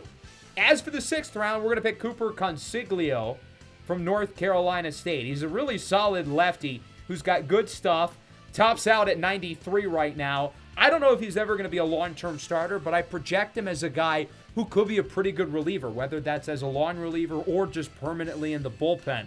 I think he's been really solid with NC State over the last couple of years. He's going to come in as a 61 overall with 76 potential. So pretty much exactly what I had kind of projected for him when we drafted him. A guy who's probably never going to be one of our 5 starters, but I think if he develops, there is absolutely a role for him at the big league level. And in round 6, we're looking for role players. I'm not expecting a star. I really like our draft. We picked 3 B potential players, 2 A potential guys in the middle with Caden Sorrell and Caden McCarthy. I think both Sorrell and Justin LeBron could potentially play as early as next season. I mean, these are 2 guys who I think are going to develop quickly offensively, maybe the 2 best prospects in the system right now, and really give us a bolster in terms of what we already have with the lineup. So I think the draft worked out really well for us. Many of these ratings, again, are very similar to the players I drafted on MLB The Show. In hindsight, I kind of wish I still showed the draft and then went over this just so I could show you guys the full process. But these are the players we have. We're going to take a look at their player cards in the next episode. Now we find ourselves approaching the All-Star break. Only one more game to go, and it's a pretty big one against the Brewers, who are 49 and 46. I am going to have Paul Skeens pitch here because I want him to go again on Friday. We need all the wins we can get, and I'm willing to potentially take Skeens' opportunity of playing in the All-Star game away in order for him to give us 2 starts consecutively. We need him because we need all the wins we can get, and Paul Skeens is going to make every All-Star game he wants over the next decade. As it stands now, we're 5 back in the National League Wildcard picture. The Braves have passed us. They've won 8 of their last 10. I do feel pretty good about where this team is at, particularly the offense. We're still one of the top hitting teams in baseball. It was fun seeing us hit super well early in the year, but I really didn't think it was going to stick. Boy, that didn't age well. Connor Griffin has continued his hot streak. His OPS has gone up about 100 points since the start of June, and he's really turned into a good player for us. The walk rate is still high. The contact has been great. He's homered 3 times in the last 2 games. I mean, he has been exceptional. The power's starting to come around, and he's taken the lead over Justin Crawford for the NL Rookie of the Year. As I think about where this team is headed towards the trade deadline, I'm still not sure if we're going to be buyers or sellers. I'd love to buy and potentially try to get this team in the playoffs, but I'm not going to do it if we don't really have a good chance of making it, which means the next 2.5 weeks are going to be of the utmost importance. If we do buy, where are we going to improve? Could it be adding another starter? Well, we have guys like Mitch Keller who have been amazing as of late. Keller's really turned it around. He started the year off poorly, but over his last 10, ERA barely above 3. WHIP is barely above 1. Jared Jones has come in. He's done a pretty good job. And obviously, Paul Skeens is terrific. And the bullpen's got some guys playing well, too. Dennis Santana looks like an all-star. ERA barely above 2. Ultimately, in the game against the Brewers, we ended up getting the job done and winning, putting us at 48-49 going into a huge 12-game stretch with the Guardians, the Yankees, the Cubs, and the Diamondbacks, all of whom are either in the playoffs or competing for a playoff spot. So if we want to be buyers at the trade deadline, we've got to play well against some good teams. Shout out Paul Skeens, not his best game, but still pretty solid, only allowed 1 run in 5 2/3. That gets us to the All-Star festivities. That starts with the Home Run Derby here at Citizens Bank Park, a hitters' friendly venue. We did not have anyone in the Derby as Cal Raleigh defends his title and goes back-to-back. We had 2 All-Stars, Paul Skeens and Dennis Santana, very well deserved, and I'm excited to see both of those guys get an inning of action. Skeens ended up pitching the 3rd. He did allow 1 runner, but the inning would come to a close with Byron Buxton flying out to right, caught by Corbin Carroll.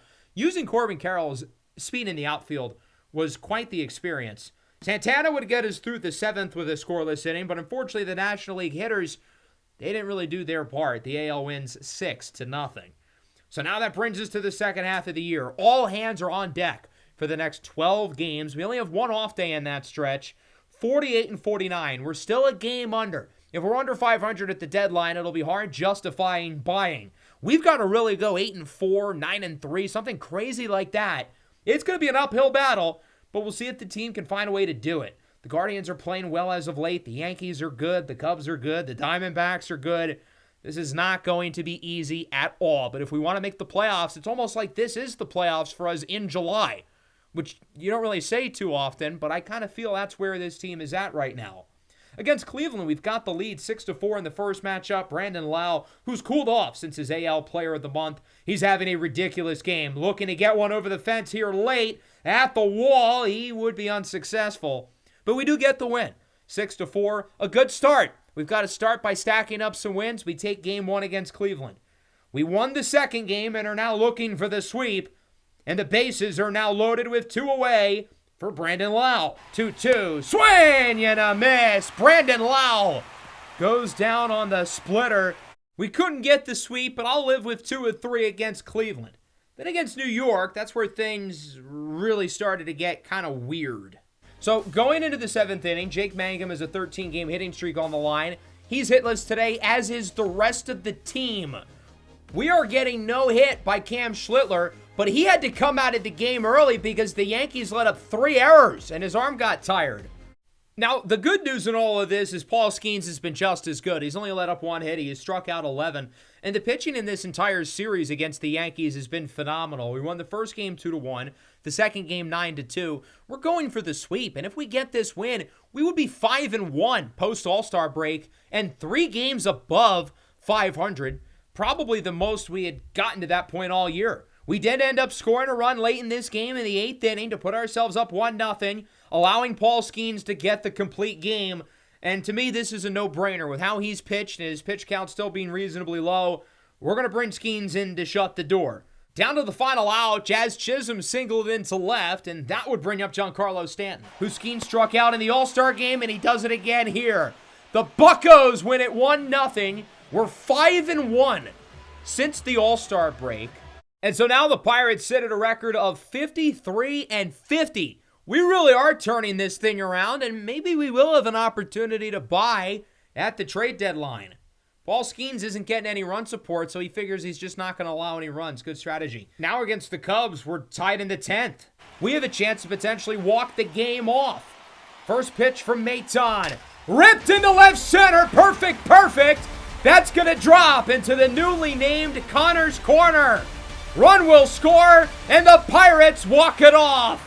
Jake Mangum is the hero. He brings home Ryan O'Hearn, and the Pirates stay rolling. Is it fair to say we're the hottest team in baseball right now? It'd be hard to argue against that, especially given that we're up 7-0 in Game 2 against Chicago, and Mitch Keller, who's been amazing as of late, would continue his dominance. The Pirates are now a whopping, get ready for this, 7-1 since the All-Star break and winners of 5 in a row. If we can get another sweep against Chicago, I mean, my goodness, that would be huge. And now this might seem a little crazy, but I think this is the biggest at-bat of our entire season so far. Nick Gonzalez has a chance to break the game completely wide open against Phil Maton, who allowed the walk-off in the first game. But Gonzo pops it up, and it looks like the Pirates are going to leave them loaded. On one hand, I can't help but feel like this game was a wasted opportunity. It would have put us at 6 wins in a row and consecutive sweeps, but it's hard not to be thrilled with how we've played since the All-Star break, 7-2, going into our series against Arizona. We're now 55-51, and the pathway to a playoff spot looks a lot more clearer than it did 9 games ago. We still have some hurdles to climb through, with the NL Wildcard race still being really good, but we're only 2 back of the last spot. It's going to be a lot more manageable, I would say. Looking to save the game for Arizona. 0-1, weak dribbler to the pitcher. Santana makes the play, and the Pirates even this series at 1 apiece. A 1-0 win, 8 scoreless frames from Paul Skeens. This guy is unstoppable. He sees that his offense is giving him no run support, so he says, fine, I'll do it myself. Even though we only scored 1 run, and each of the last 2 Paul Skeens starts were 2-0, he has had to carry the entire load himself. Whoa, pause. The offense doesn't exactly look good in this series against Arizona, and even though we didn't need it to in the Paul Skeens start, we still lost the first game, putting us at 56-52 going into the rubber match, and I'm excited about this game for a number of reasons. A win, I think, can solidify us as a buyer at the trade deadline, but we also get to look at Drew Rasmussen, who the Diamondbacks, contending for the wild card, got from the Rays. Little did he know, though, this one would get ugly and in a hurry. Connor Griffin sends it into right. That goes for a hit. Mangum waved around. Cruz for third. Everybody is safe. It's an RBI single for Connor Griffin. 2-2 on the way. Big at bat for Rasmussen. Lau hits this one high in the air into right. Carroll at the track, at the wall. Boink off his noggin. The reverse Canseco. O'Neal Cruz scores. Griffin to third. We're not going to be aggressive with nobody out, but it's an RBI double, and one swing could potentially break this game wide open. Marcell Ozuna with a swing and a drive into left center field. Touch 'em all. That one is way out of here. After scoring only 2 runs in the first 2 games combined, the Pirates offense has woken up. We've scored 5 in the third, 6 for the game so far. We're able to knock Drew Rasmussen out of it. The Diamondbacks have an elite bullpen, but what they don't have right now is a 6-run lead. And we would carry that over even with the pitching change. Ryan O'Hearn drove in a run last time. He'll look to do so again. It's going to be a single. Reynolds waved around. Play at the plate, not in time, and it's 7-0. 7 batters in a row have reached. Joey Bart, let's make it 8. Sends it into the gap. And this offense can do no wrong right now. O'Hearn will look to score from first. It's an RBI double from Joey Bart. And the Diamondbacks right now are in the inning from hell. A 7 spot in the 3rd inning from Pittsburgh, who ends up getting the win 9-6. The Diamondbacks got some runs late, but it didn't really matter. We were in control from the bottom of the third inning onwards, dominating against Drew Rasmussen, playing really well against the bullpen. Another series win. That puts us at 9-3 since the trade deadline. I said we needed to play well in this stretch against some good teams, and that we've done. We won all 4 series, including a sweep. We're now 57-52, and I think we've put ourselves in the position to buy, if we so choose, at the trade deadline. We've climbed all the way up to second place in the division, surpassing Milwaukee, surpassing Cincinnati, 2 teams who have been ahead of us for a large chunk of the year. We're 2 back of the final wildcard spot, and as of right now, we would only have to jump 2 teams in order to get there. And one of those teams, the Diamondbacks, we just took 2 of 3 against. We played really well. We have a huge stretch of games, though, coming up. Over our next 3 series, 11 games. At Cincinnati, at Milwaukee, and versus the Mets. No days off, 11 straight days playing against fellow wildcard contenders. So if we do choose to buy, this stretch immediately right off rip is going to be ultra important. We went from the least amount of runs in baseball last year to the most. Worst to first. Our offense has not slowed down from the hot start at the beginning of the year. And we're doing really well in every major statistical offensive category. I still feel like maybe our offense is kind of missing one more piece, but we're crushing the ball. We're running the bases well. We have pretty good defense in terms of the position players. There's no specific area of the lineup that I think we necessarily have to improve upon. And I think our offensive play is sustainable because we're not necessarily relying on elite star power, but everybody has been productive. Pretty much all of our regular offensive starters have an OPS of at least 800, which is remarkable. And even though that itself probably will not continue through the final 2 months of the year, the fact that everybody is productive and everybody is consistent suggests to me that even if a couple guys do fall off, I think we'll be okay. We have so many players producing at a high level, 4 players of the WAR above 2, including unlikely guys like Joey Bart and Spencer Horwitz. I think if we improve, it's got to be in terms of the pitching staff. I don't know if our rotation is set up for a playoff series. Paul Skeens is great. I trust Mitch Keller. Jared Jones looks good. That's 3. That's not enough. And we always can upgrade the bullpen, and I think there are a couple of holes there that we could look to improve upon. The pitching staff as a whole, though, really hasn't been that bad. Through the first roughly month of the year, we were dead last in terms of runs allowed, but we've brought that towards the middle. I think the pitching has gotten steadily better and better as the year has gone along. With the offense consistently good and the pitching improving in a lot of areas, 6th in hits, that's really good to see. We're also in the top 10 in home runs allowed, and 3rd, we're not letting up hard contact. All of the signs are there to suggest that the pitching staff is going to continue to get better. So with that being the case and the offense being where it's at, I mean, this team to me can absolutely go on a run in the playoffs if we get hot at the right time. So to me, it's absolutely worth it to try to buy. Give the Pirates faithful their first postseason baseball in more than a decade, because I think this team is good enough, but I think there are some ways we can look to make them better. In terms of the farm system, not a whole lot of guys I would say are safe. I mean, I really would not like to trade one of our top 3 guys. To me, Seth Hernandez, Edward Florentino, and Tamar Johnson are pretty clearly the 3 best prospects here. I really like Yordani De Los Santos down the board at number 8. But honestly, other than those guys, I think for the right price, everybody else is absolutely available. So we're going to start in terms of improving our pitching staff. And the deal that I thought made the most sense would be with Boston. Patrick Sandoval's on the last year of his deal, gets us a lefty in the rotation. Peyton Tully's a guy who can start. He can be used as a reliever, and he has long-term upside. I decided to shoot through the stars as well, look at Shane McClanahan and Garrett Clevenger. I figured it wasn't overly likely, especially considering the 2 offers were reasonably similar. The Red Sox said no. The Rays, however, gave me a more encouraging response. They said that they really liked Nick York, who is one of the guys that we put in the trade. So that made me believe that we might actually be able to make something work here with the Rays. Nick York, if he was still prospect eligible, I think would be top 5 in our system. So he's a good player, but to me, this is worth it. Shane McClanahan and Garrett Clevenger are 2 guys who are not only going to make the rotation better in the short term, but they're both still under contract for next year as well. Neither of them enter free agency until 2027. Now, the one twist with McClanahan, which is partly why he was kind of easier to get than I would have expected, is because of the injuries. I mean, for one thing, prior to this year, he hadn't played since 2023. Wander Franco had played more recently than him.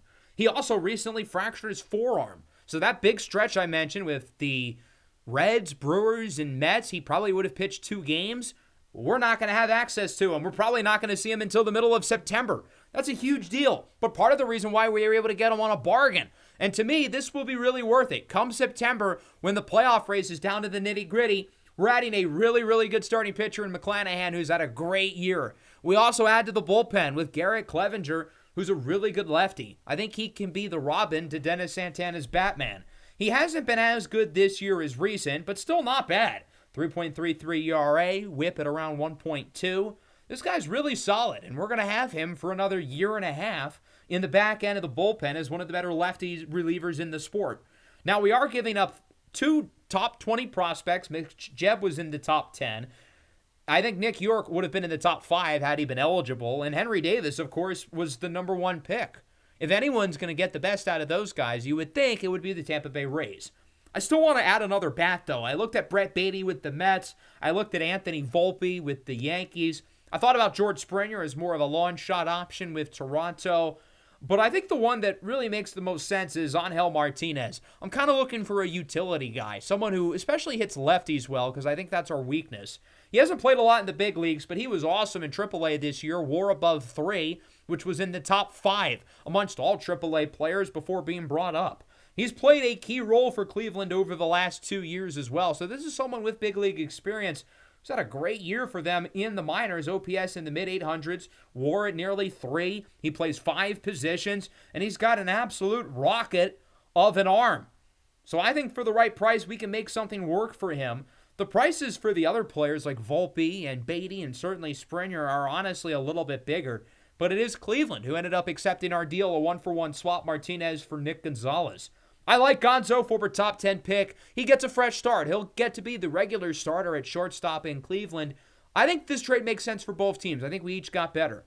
The trade deadline was very exciting across the league, headlined by Tarek Skubal going to the Los Angeles Dodgers, where he would later sign a $400+ million extension.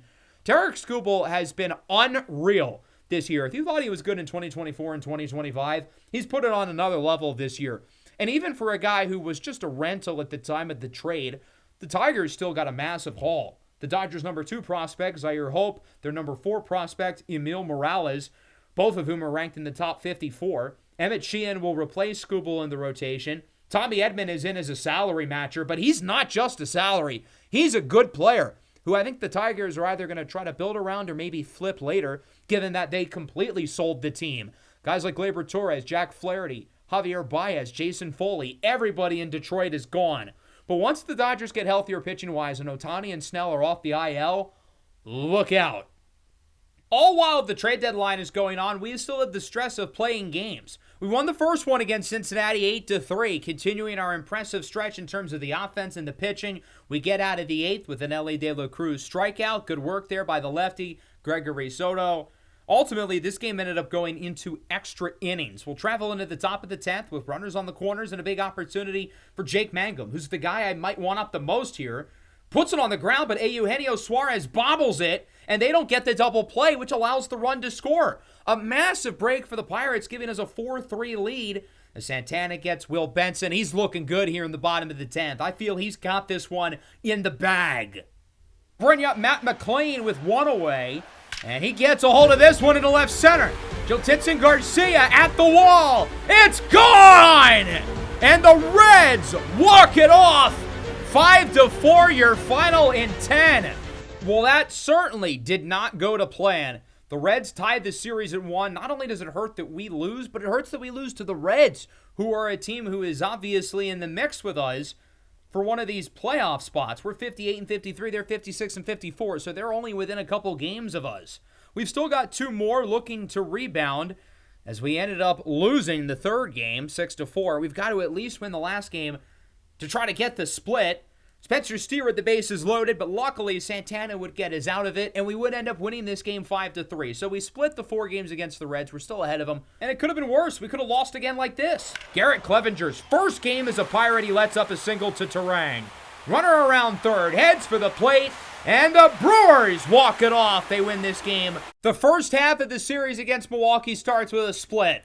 We lose the second game with the walk-off, but we did win the first game 11-6. The offense with another great showing. That brings us into a pivotal Game 3. Brandon Sproat on the bump for Milwaukee, facing off against Mitch Keller for the Pirates in a massive game. For both sides being basically neck and neck right now in the standings, and these two guys, they ended up dueling on the mound. A couple of gladiators pitching. I mean, Mitch Keller looked outstanding. He's been amazing for us really since his 4th game of the year.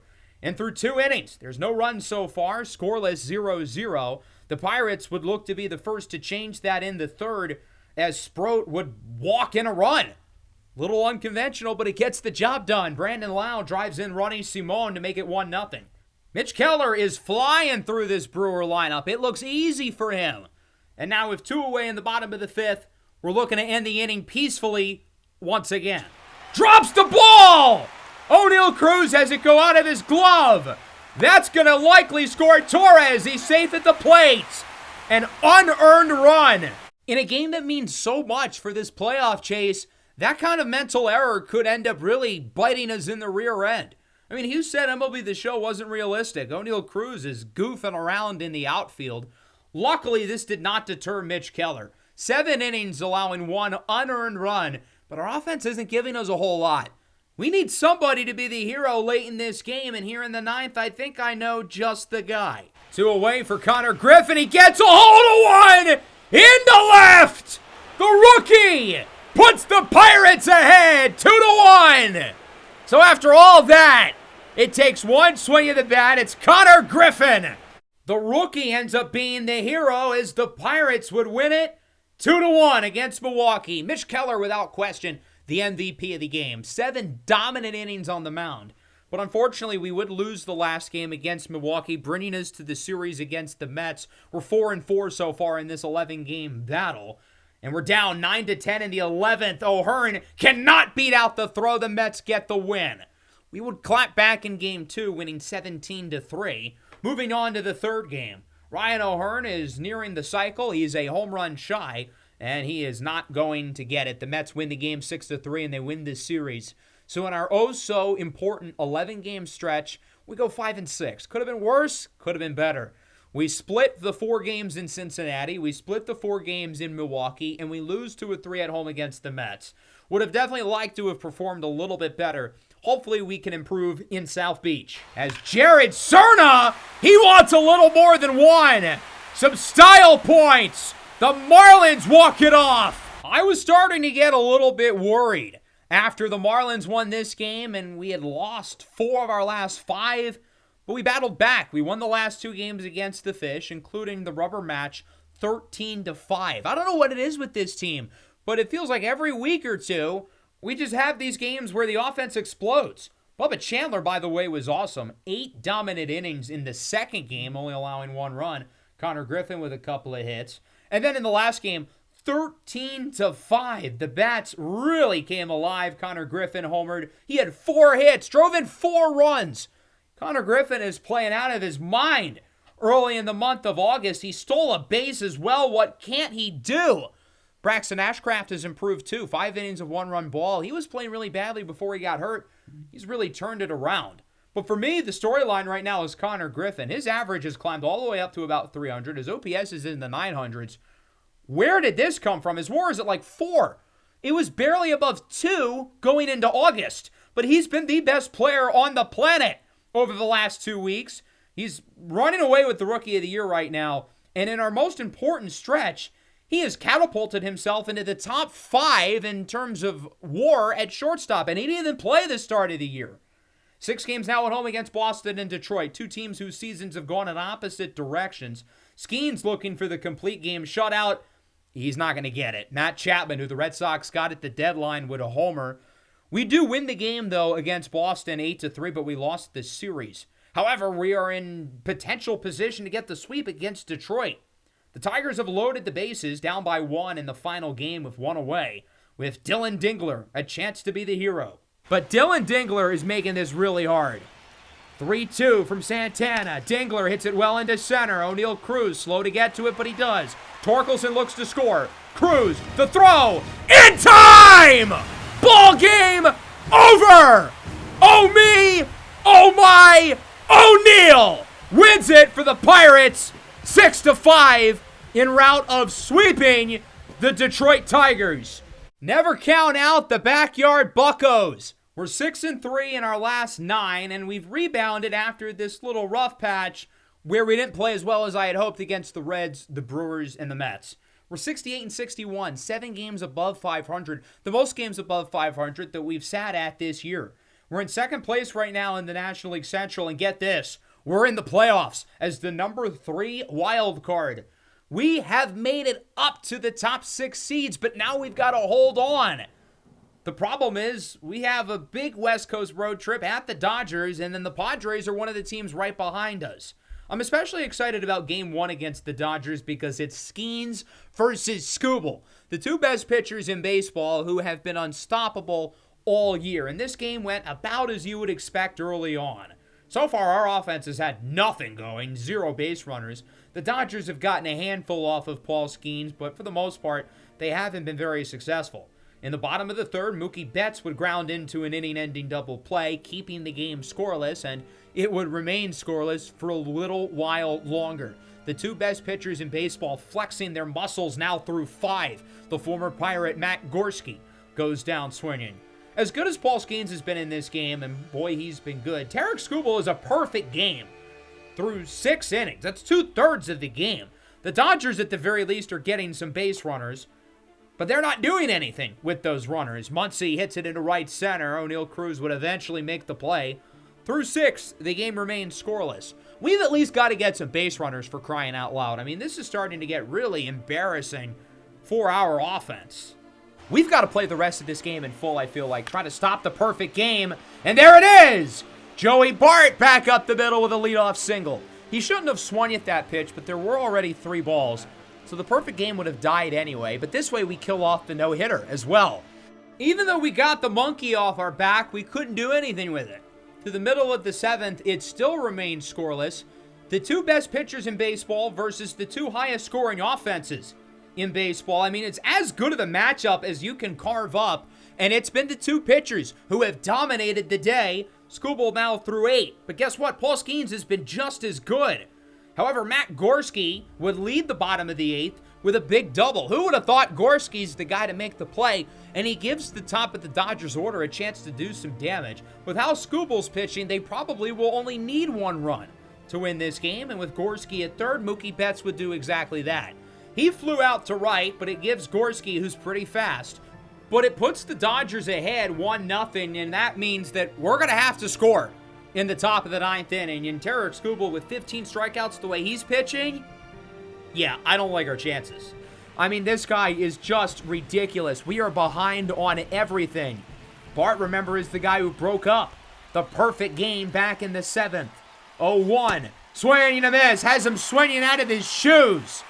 And the Pirates are down to their final strike here in the first game at Dodger Stadium. Skubal at 91 pitches looking for the complete game. The 0-2. Swing and a miss on the slider. 16 strikeouts for Tarek Skubal. The best game of his career. He lets up 1 base runner, and that's it. The Dodgers win it 1-0 in what was one of the most dominant pitching performances in the history of Major League Baseball. This was not a perfect game, but it was as close as we have ever seen. Utter domination for Tarek Skubal. Paul Skeens, meanwhile, goes the entire way. He did not need to be relieved for, and he gets the loss. Paul Skeens threw another complete game and lost again. That's the second time that's happened this year. Tarek Skubal threw 9 innings, allowed 1 hit, no walks, no runs, struck out 16. Genuinely one of the best pitching performances in the history of the sport, against the number 1 scoring offense, no less. But our offensive struggles carried into the second game. In the bottom of the 9th, it's scoreless. Nobody wants to hit. Shout out Bubba Chandler, hanging tough with Yoshi, but our offense has been pitiful in this series against the Dodgers. Ryan Ward chases the high slider. He did challenge, but the play would stand. Muncy, meanwhile, grounds it to second with 2 away. Horwitz makes the throw. And through 10, the game remains scoreless. Neither of these offenses will budge. The movable object against the stoppable force. We finally scored in the 12th, and now we've got to try to win the game in the bottom half. Pajes grounds it to second. Horwitz throw to first is in time, but it does advance the lead runner over to third. Ryan Ward rips this one into right. That one will drop. It'll score the run, and the Dodgers will tie it at 1. We finally score a run, but it doesn't matter because the Dodgers get one here late in the 12th. Nothing would happen after that in the 13th. We didn't score in the 14th, but they did to walk it off and get the sweep. 1-0 loss in Game 1, 4-3 loss in Game 2, 2-1 loss in Game 3 in 14 innings. We lost these 3 games by 1 run each, and the pitching was amazing. We allowed 7 runs, yet we went 0-3 because our offense, the best offense in the league in the biggest series of the year, faltered, and we're now a game and a half back. We're pretty much even with the San Diego Padres, the two of those separated by a half a game. They're up on us, and we're about to head to their place for a massive 3-game series. I would say without question the 3 biggest games of the year so far. We've got to win this series, ideally get the sweep, but we need at least 2 of these 3 games. Otherwise, that could prove to be trouble. Will be pretty seamless as Jackson Merrill sends a rocket into right field, and that one is way out of here. 4:33. The Padres strike first. They lead 1-0. Jake Mangum is up with the bases full. This one is sent back up the middle. That goes for a base hit. Reynolds scores. Bart waved around. Merrill's throw in time. An absolute piss missile from Jackson Merrill. That one coming in at over 103 miles an hour, covering 240 feet. One of the faster outfield throws in the history of Major League Baseball. The pitch from Vasquez is launched. Oh me. Oh my, O'Neal! Pirates take the lead, 471! Brian Reynolds, 1-1, sends it into left. Laureano is after it at the wall. He will not make the play. He crashes into the wall. O'Hearn around third, looking for the plate. The throw from Bogarts, not in time. Beat out the throw, though, with his speed. Horwitz rips this one into the gap. Another extra base hit for Spencer Horwitz. Mangum takes around third. He'll look to score. And Mangum is safe, scoring from first. An RBI double for Spencer Horwitz. So we took care of business in the first game, winning 6-1. But that brings us into Game 2. The offense hasn't been as productive. Big opportunity for O'Neal Cruz. He chases the 98-mile-an-hour fastball. 2 on, 2 away. And from there, my goodness, it's Mason Miller. Maybe the most overpowered player, let alone pitcher, in the sports. Strikes out Ozuna at 100. And the Pirates leave 2 runners aboard. That brings us back to the top of the 9th. I don't feel too confident because it is Mason Miller on for the save. And he would get it. The Padres win Game 2. They're back ahead of us in the standings as they win it 2-1. The last game, however, we did end up getting the win. So we take 2 of 3, taking that matchup 7-3. And from there, we continued to play well. We won 2 of 3 in St. Louis against the Cardinals. That's back-to-back series wins in a row. We're starting to feel good again after our sweep against the Dodgers. But now, it's San Francisco, who would start the month of September by winning this game and winning 2 of 3 in this series against the Pirates. But lucky for us, we've got the Angels in town, and they're not so good. We're up 5-0. Brian Reynolds has homered twice. Why not get a third? And he gets the third! It's a hat trick! Sayonara! See ya later! That one is out of here into the bullpen, 452. We took 2 of 3 against the Angels and have played roughly 500 ball since the start of the Dodgers series. It's enough to have us as the number 3 wild card, tied with Milwaukee. You've got multiple teams within a game of us right behind. And we get to play against the Brewers in a little over a week. That will be a massive series. But we start in Chicago, and I'm really excited about this series against the White Sox. This is the last game. We split the first two. I'm excited because we get to watch Shane McClanahan make his Pittsburgh Pirates debut. We've been waiting for this opportunity for the last month as he strikes out our old buddy Kyle Teal. And he looked pretty good overall early in this game, and he got a lot of run support. Already up 1-0 in the top of the second, but Spencer Horwitz is not done. He's been amazing as of recent. His OPS is in the high 800s as he gets the 2-run double to put the Pirates ahead 3-0. We're definitely clicking early in this game, but at some point, the White Sox, they got to retaliate. Speaking of power, Javier Mogollon gets a hold of this one into left, and that one is gone. I figured that it wasn't going to be a flawless return for Shane McClanahan. That's why I picked for him to come back against the White Sox specifically. I ended up taking him out after allowing the homer. And luckily, our offense, they had their pitchers back the rest of the way. Here's Spencer Horwitz, who gets a hold of one into straightaway center. Then the Pirates are going to get their 2 runs back. That one is out of here, going 422 feet. And Griffin says, night, night. You fans can head home early. The de facto mercy rule off the pull. 373, and it's 12-2, a 10-run lead. This game ended up being another one of those offensive onslaughts. Our bats dominated, especially down the stretch, winning 12-2, winning the series over the White Sox, propelling us up to 77-70. We're about to play the Cubs, who are very close to clinching the division, but our focus is on the wild card, and right now we are by ourselves with that number 3 spot. We've got 3 games at Wrigley against Chicago, and then the biggest series of the year at home against Milwaukee. So this game is tied at 3 against the Cubs. This is the first matchup. 2 on for Connor Griffin, who gets plunked. Okay, I mean, I'll take it. That's not really how we drew it up. What a spot for Marcell Ozuna with the bases loaded.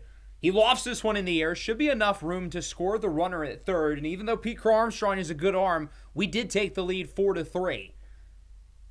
That's when this happened. It's Brian Reynolds who swings at a pitch so bad, it rolls nearly to the wall, and everybody is safe, which scores a run and adds to our lead. Definitely not how we drew it up, and little did we know, we would end up needing that run off of the strikeout. There is 2 outs, though. Pete Armstrong's going to need a base hit, and he swings at an awful pitch and gets it. That's what I hate about baseball. You can have such a bad swing result in something good for your team. Why is he running? Why did he keep going? After trading punches in the 12th, we've got the lead 7-6. We've got to get this last out with Michael Busch, who goes down on the splitter. The Pirates win game 1 of 3 at Wrigley against the Cubs. A big win to start this series against a really, really good team. Even though we don't really have a shot in the division, it's good to see Bubba Chandler playing well, but also obviously helps us out a lot in terms of the wild card race because we just need all the wins we can get. Shout out Bubba, though. I mean, he didn't play that well for much of the year, and I really was not going to trust him come playoff time. But if we look at his last 4 starts, 3 of them were shutouts. I mean, he has really turned it around. 2.38 ERA in his last 10 games. That's awesome. In the second game, we lost. So now we're on to the rubber match. 4-0. Marcell Ozuna has homered twice. What do you say we get number 3? And Ozuna gets what Ozuna wants! Marcell Ozuna into left center, 444. The Pirates lead it 6-0. It's a hat trick, and more importantly, a series win for the Buccos. With that, we're on to the home stretch. Just 12 games left to go, 4 more series, and we've got Milwaukee coming into town. The Brewers currently a game back. We're actually the number 2 wild card. We're a half game above the Reds, a full game above the Brewers, 2 games above the Mets, and the Padres and Braves are kind of falling out of the picture. So we have put ourselves in a pretty good spot, and I think we can really find ourselves comfortable if we play well in the series against Milwaukee. I think the fact that we beat San Diego, and we played reasonably well in the series following, beating the Angels, the White Sox, and the Cubs, combining to go 6-3 in that 9-game stretch, we have put ourselves in the driver's seat to get one of these playoff spots, which 3 months ago seemed like an afterthought. We've got the Brewers, the Royals, and the Cardinals at home, and then the Tigers on the road. Other than Milwaukee, none of those other teams are great. The Royals are really struggling. The Cardinals are bad. The Tigers are bad. But it is going to be without Jake Mangum, who's one of our key offensive players. We're going to start off by going through the first game. We're down 3-2. Bottom 9. Connor Griffin is aboard. We know he can run. And we've got some pretty good hitters coming up to the plate, looking to add to the one-game lead. On first base, 3-2 on the way for Brandon Lau with 2 away. This one is lined to first, caught by Vaughn, and the Brewers win game 1 and now are tied in the standings. We're even at this point for the last wild card spot with the Milwaukee Brewers at 79 and 72 each. These last 2 games are going to be oh so important. We've got the red-hot Bubba Chandler on the mound, behind the count 1-2, as he gets an absolute meatball into left field. It's dinner time for Jackson Chourio, 420 feet, who's been pretty good so far since being called up. He sends that one up the middle. It goes for a hit, and it could score the runner. Frelick is going to send his throw towards third as the Pirates tie it. After both teams traded runs, this game turned into a pitching duel, and we got to see the Bubba Chandler, who's been so impressive during this playoff chase over the last 3 weeks. Through the middle of the 4th inning, the game is tied at 1. Not a lot's really going for either offense. I'm curious to see which side will get things going, as it's Billy Cook up with 2 away in the bottom of the 4th. 2-2 pitch on the way from Harrison, and Billy Cook! Who'd have thunk it? The chef has entered the kitchen, and he's cooking something nice. It's 2-1. Of all the people in our biggest game of the year so far to supply us with the offense, I would not have expected it to be Billy Cook. But he's driven in both of our runs, giving us a 2-1 lead and some padding for Bubba Chandler to work with, and he caught fire. 10th strikeout of the game on Christian Yelich. Still got to get another out here in the 6th with a runner at third, and that it looks like he'll do. Frelick pops it up, and it's caught by Connor Griffin. 6 innings of 1-run ball for the red-hot Bubba Chandler. From there, the bullpens continued to play well. Clevenger gets us through the 8th, and that means it's time for Dennis, the Menace, Santana, to shut the door in the 9th, to tie the series at 1, and put the Pirates back ahead of the Brewers in the standings with 1 game left to go. He's been one of the very best closers in baseball in the mix for the NL Reliever of the Year. He's looking for his 39th and biggest save of the year. Who puts it on the ground? This could end it. 4, 6, 3, ball game! Pirates win it! The double play aids Pittsburgh to the 2-1 victory. But if we want to keep our lead over the Brewers in the standings, we've got to win this last game. We're down 5-4 in the 8th.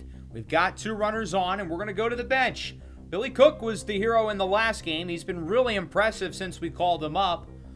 I believe in him in this spot. We're also going to add some speed on the bases. Ronnie Simon enters as a pinch runner. So here we go. It's Aaron Ashby against Cook, who's hitting .391. Swing and a miss on the sinker. That ended up being the theme of the inning. Joey Bart goes down on the sinker, and then with 2 away, one of the biggest at-bats of the entire season so far, it's Jared Triolo. Maybe not the guy we would have penciled in for this spot, and unfortunately for us, he did not come up big. He grounds out to second. It remains 5-4. Things are not looking great. We've got 1 inning to go to try to keep and really extend our lead on the Brewers up to 2 games. Luckily, though, the leadoff hitter, Ryan O'Hearn, got on. And now we've got a chance to win.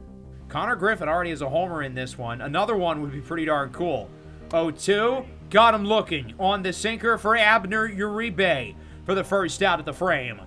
Now that'll bring up O'Neal Cruz, who has a full count. O'Hearn with reasonable speed, as that was the pitch! Slider inside, but O'Neal Cruz got ahead of it just a little early. That really could have ended the game if he just timed it a little better. But he ends up striking out on the very next pitch. And now the game comes down to Marcell Ozuna. If we lose, then we lose the tiebreaker against Milwaukee. We'll be tied with them for the final wild card spot. And again, given that they would have the tiebreaker, that means that they would have the spot, not us. First pitch, swing and a miss. The 100-mile-an-hour fastball. The most important at-bat of our season is right here. Marcell Ozuna's got to show us why we signed him in the offseason, as the sinker is outside. Abner Uribe is just as scary as Ashby, who we saw in the previous inning, as it's now 1-1. Ozuna gets a hold of it into left center. Frelick at the track, at the wall. It is gone! Marcell Ozuna wins it for the Pirates in the bottom of the ninth. And Pittsburgh takes a 2-game lead on Milwaukee. Marcell Ozuna in the biggest at-bat of the year, in our biggest game of the year, gives us our biggest swing of the year. A walk-off home run. I don't think it can be overstated how important that swing for us was. Because if these two teams end up being neck and neck in the standings at the end of the year, this swing could end up being the difference between a playoff spot and sitting on the couch come October. The fact that we already had the lead going into this series against the Brewers and won 2 of 3 is gigantic, because it puts us 2 games ahead of the teams who are out, like the Brewers and the Mets. We've got 9 games left to go, and I think we're the favorites in all 3 of these series. The Royals have plummeted in the standings the last 2 months, and the Cardinals and Tigers aren't very good. And look at this, we're up 8-0. 3-0 for Salvador Perez. He gets the green light, and he launches this one into left. I didn't think he was going to swing, so I gave him a fastball down the heart of the plate. Boy, was I wrong.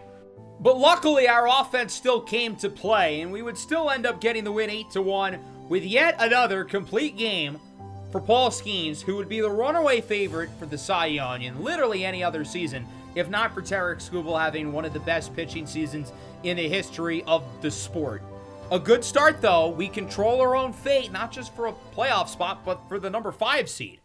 Here we are in Game 2, down by 2. Unfortunately, we would fall short this time as O'Neal Cruz strikes out on the slider. The last game ended up being close as well. We're down 6-5, and again, we would come up short. So we only take 1 of 3 against the Royals, which is certainly not great news. We go into our final home series of the year with a little less cushion, but the Cardinals are not the best through the course of the year. First pitch, lined into right, and it's foul. 0-2 again on the ground to second. Diving play. Throw to first is in time. And the Cardinals win it with the great defensive play at second base. But all of a sudden now we're on the verge of falling apart. We've lost 3 in a row. We're down 9-8. We need a big swing from the rookie. On deck. 3-2 from O'Brien. Swing and a miss. Not good. This team is faltering quickly. That's 4 losses in a row with 4 games to go. Now, luckily, we still did win the last game against St. Louis, so at least we snapped the losing streak. But to go a combined 2-4 in our final 2 home series of the year against the ice-cold Royals and the struggling Cardinals is not a great look. For a team that's competing for a playoff spot and potentially a week away from the playoffs, that's a little bit worrisome. But we still have our spot. We're a game over the Reds. We're 2 games ahead of the Brewers. We're 3 games ahead of the Padres with 3 games left in Detroit against the struggling Tigers. And we've got the lead in the first game. Spencer Horwitz is a triple shy of the cycle. It's a triple-friendly ballpark, but Spencer Horwitz is kind of slow. He hits this one well. Unfortunately, it did not go for a triple, but more importantly, we still got the win. We still control our own fate for the playoffs despite the tough showing against Kansas City and against St. Louis. And now with 2 games left to go, if we win both of them or get some help, we are going to make the playoffs. We now have gone up to a record of 84-76. We're still a game ahead of the Reds, who just won, and we're still 2 ahead of the Brewers, who also just won. So we really don't make up any ground. And now we find ourselves down 3-2 in Game 2. Emmett Sheehan, who they got into Tarek Skubal trade, is on the mound with a huge opportunity for Brian Reynolds, who ultimately would come up short. Biggest at-bat of the year, he pops it up to Kevin McGonigal, and we're still trailing going into the 9th. But luckily, we would get one more shot. We've got runners on first and second. Brandon Lau looked at the high and inside fastball that Dylan Dingler thought was in the zone. Close one. Luckily, the call is upheld, and we'll do it again. Double play would end the game. Base hit would tie the game. Extra base hit takes the lead. Looks at the fastball again. Dingler's like, up, up, up. We've got to take another look at this one, too. And this time, he got it right. And now we're down to our final out and our final strike. It's O'Neal Cruz. 2-2. The pitch from Finnegan. Swing and a miss. The Tigers win Game 2, 4-3.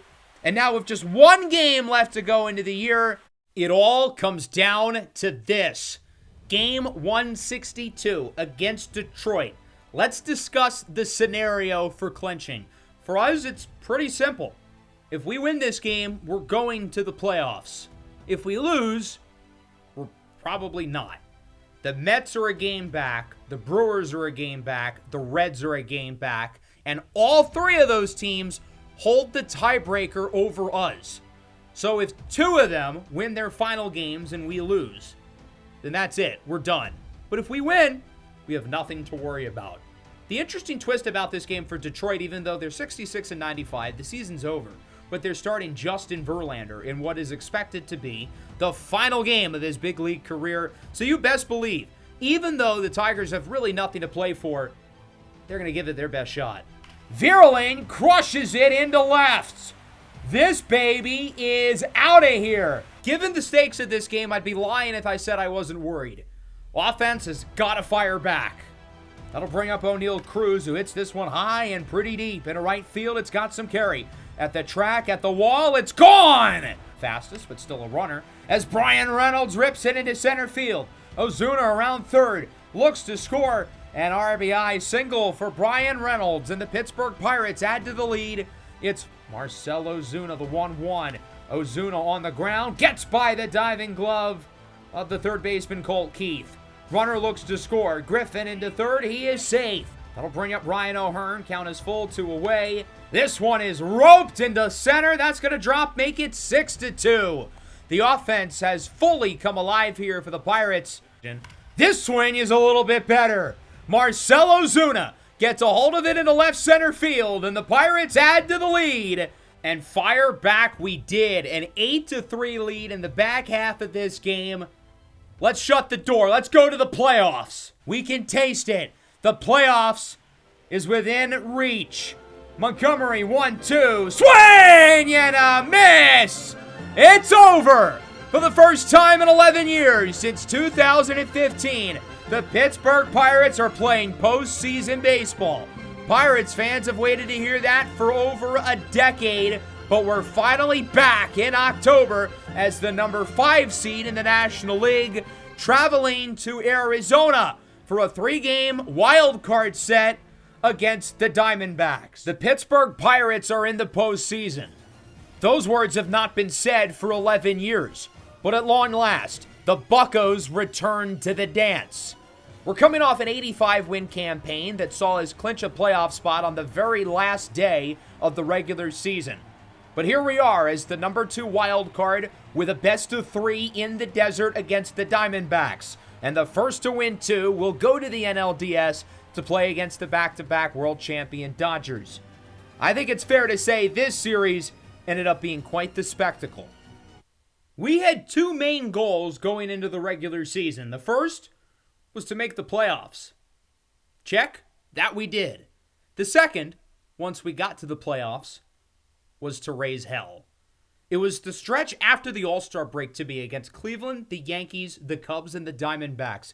We went 9-3 in that stretch, and before that we were under 500. I thought we were going to be sellers at the trade deadline, but we played well enough during that 2-week run that we were able to buy, add Shane McClanahan, Garrett Clevenger, and Angel Martinez to bolster the roster and put us in position to be the 5 seed. We only finished a game ahead of the Mets, the Brewers, and the Reds. Had we lost the last game against the Tigers, we wouldn't have made it. And if we go back in time a couple of weeks, the Marcell Ozuna home run, I said that swing could be the difference. That it was. If we lost that game, the Brewers would have our spot.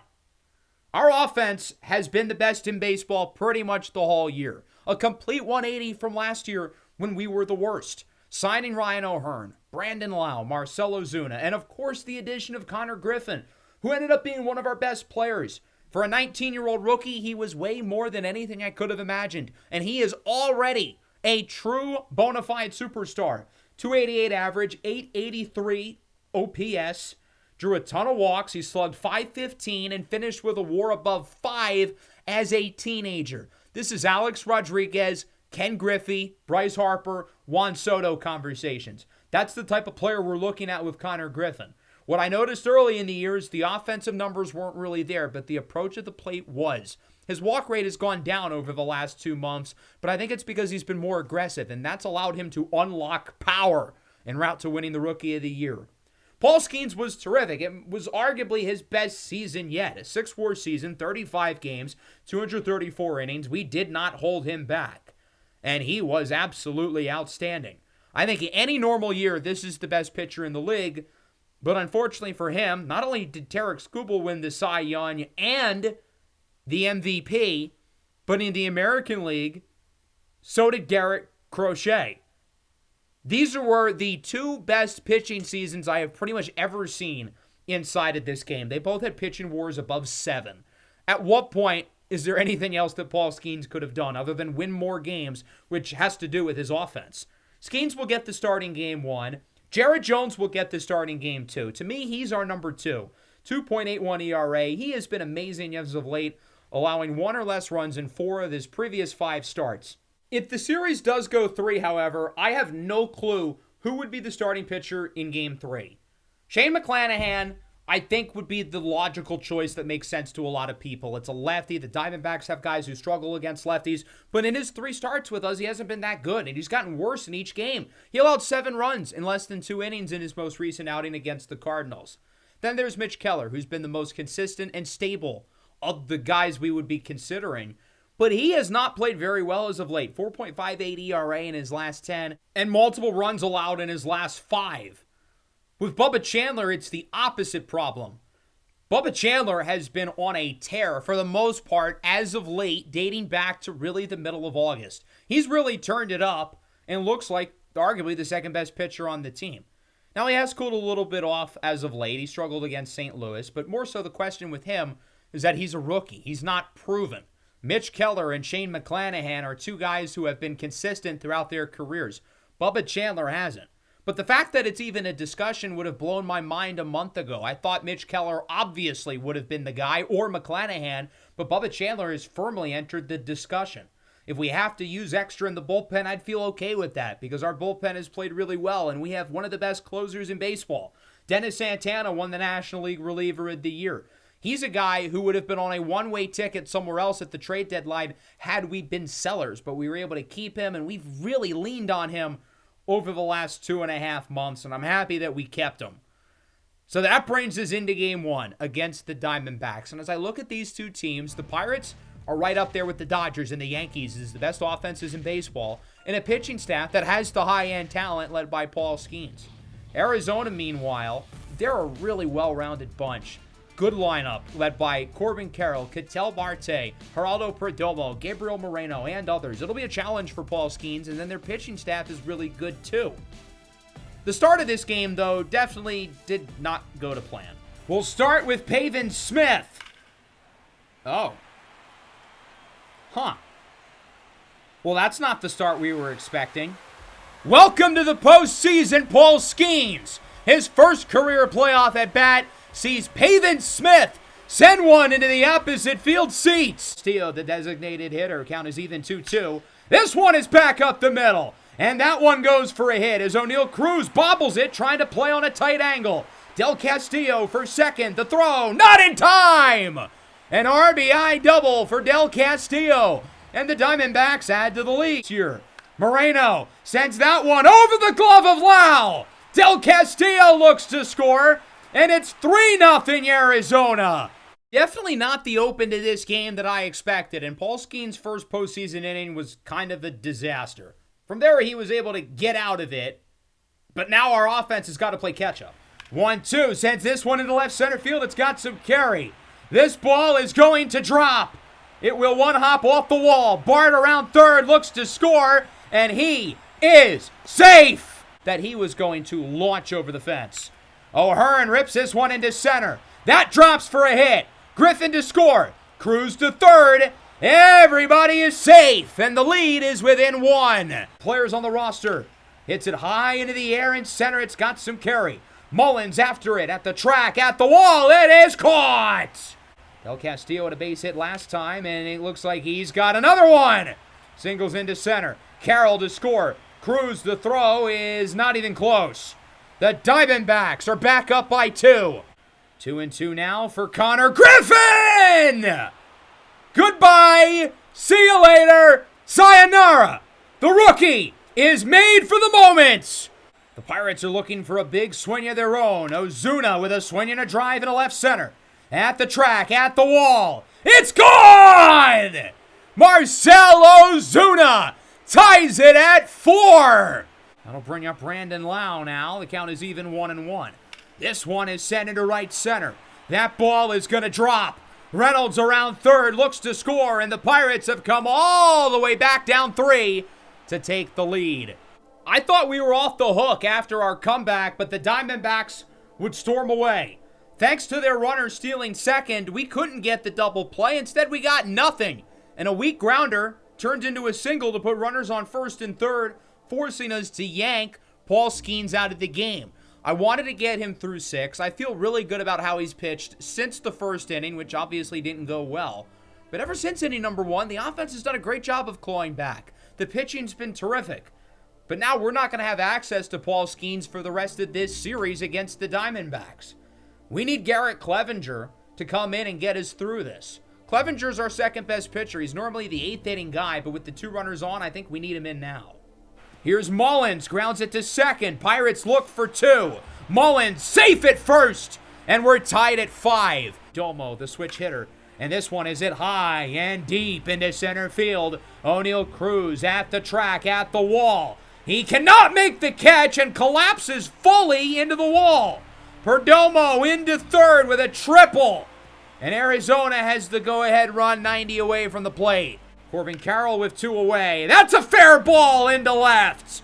And the D-backs regain the lead at 6-5. Carroll into second base with a 2-out double. The Diamondbacks have been Del Castillo into right for a hit.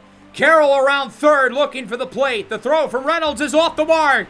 7-5. Arizona break the door open on this game. And he does. It's a single into center, and it's 8-5. Arizona has scored 3. The 1-2. Swing and a miss. He went around and disagrees with the call. The Diamondbacks win game 1 of the Wildcard series 8-5. And now we've got to win both of the last 2 games in order to move on to the NLDS. The pressure, I think, was a lot more on us to win that first game than Arizona, because now we wasted the Paul Skeens start. We had the bad mojo from the first inning. Even though the offense did a decent job of clawing back, we had to play from behind, and then our bullpen blew it away. Now we've got to win 2 in a row and put our season into the right arm of Jarrett Jones, who I like a lot, but he's never played in the playoffs before. Del Castillo went 3 for 4 in game 1. He's ahead 3-1, and he draws a walk. That's going to score a run. And the Diamondbacks, Gabriel Moreno now. He gets that one by Horwitz. 1 run scores. Second looks to join. Carroll is safe. I thought the deja vu from game 1 was a nasty prank. The big difference, though, is Jarrett Jones is not Paul Skeens. Paul Skeens isn't going to save us. So when Nolan Arenado led off the second inning with a double, I felt like I had no choice other than to take Jarrett Jones out of the game. I'm hoping that he'll be able to use this as fuel for next year, but the fact of the matter is he just didn't have it today. Sometimes you're the windshield, sometimes you're the bug. So we've got to go to the bullpen. We've got 3 guys who I would consider putting in here, and it's going to be Shane McClanahan. He's the guy I trust the most between him, Keller, and Chandler. I know he struggled for us, and his last outing against the Cardinals was a disaster. He's never came out of the bullpen in his life, but what is there to lose? He actually did a pretty good job. That is for like 3 innings. McClanahan still looks awesome, and I jinxed him. Ketel Marte with a long fly into center. Cruz can only watch it fly. 439 for Ketel Marte. I decided to put Bubba Chandler in from there, and his outing was a total disaster. He faced off against 4 batters. They all reached. He walked in a run and could not find the strike zone. Then I went to Gregory Soto, and all the Diamondbacks had to do was put the ball on the ground a couple of times. They get 6, and now they get 7. I thought about going home with both of those throws. It's the playoffs. You got to take gambles, but we would not have gotten those runners out. I just had to take the easy out at first. The problem is we're down big late in this game. Man, it's not looking good. Count is even. 2-2 from Diaz. Reynolds hits this one into right center, and it is caught. The Arizona Diamondbacks have swept the Pirates and are moving on to the NLDS, where they will get a date with the back-to-back World Series champion Los Angeles Dodgers. And for the Pirates, season number 1 comes to an unfortunate close. 85-77, the number 2 wild card, clinching on the final day of the regular season, with another historic year from Paul Skeens, a dominant Rookie of the Year campaign for Connor Griffin, amongst other talented players really performing for us. And that's how it ends. We get swept by the Arizona Diamondbacks, and now we have a very fascinating offseason coming up. On one hand, we certainly completed the goal of making the playoffs for the first time in 11 years, but we technically did not bring playoff baseball back to Pittsburgh. Both of our games were on the road. We never got to play at home. But now Bob Nutting, our owner, wants to talk to us. His checklist for the offseason consists on us focusing on his money. Consists on us focusing on his money again. I just had to kind of prove the point by saying it twice. But he cares about his public image a lot. He wants to present himself as an owner that cares. And deep down, he does care about team success, contrary to popular belief. The problem is that's the order of what his priorities are. He cares about team success, but his public image and certainly his wallet go ahead of that. Let's simulate through the rest of the playoffs, see who wins the World Series. The biggest surprise was Arizona. I knew the Diamondbacks were really good. I felt like they were one of the 2 or 3 best teams in the NL. I didn't know they were this good. They knock off the back-to-back world champion Dodgers and will play the Cubs in the NLCS. How about that?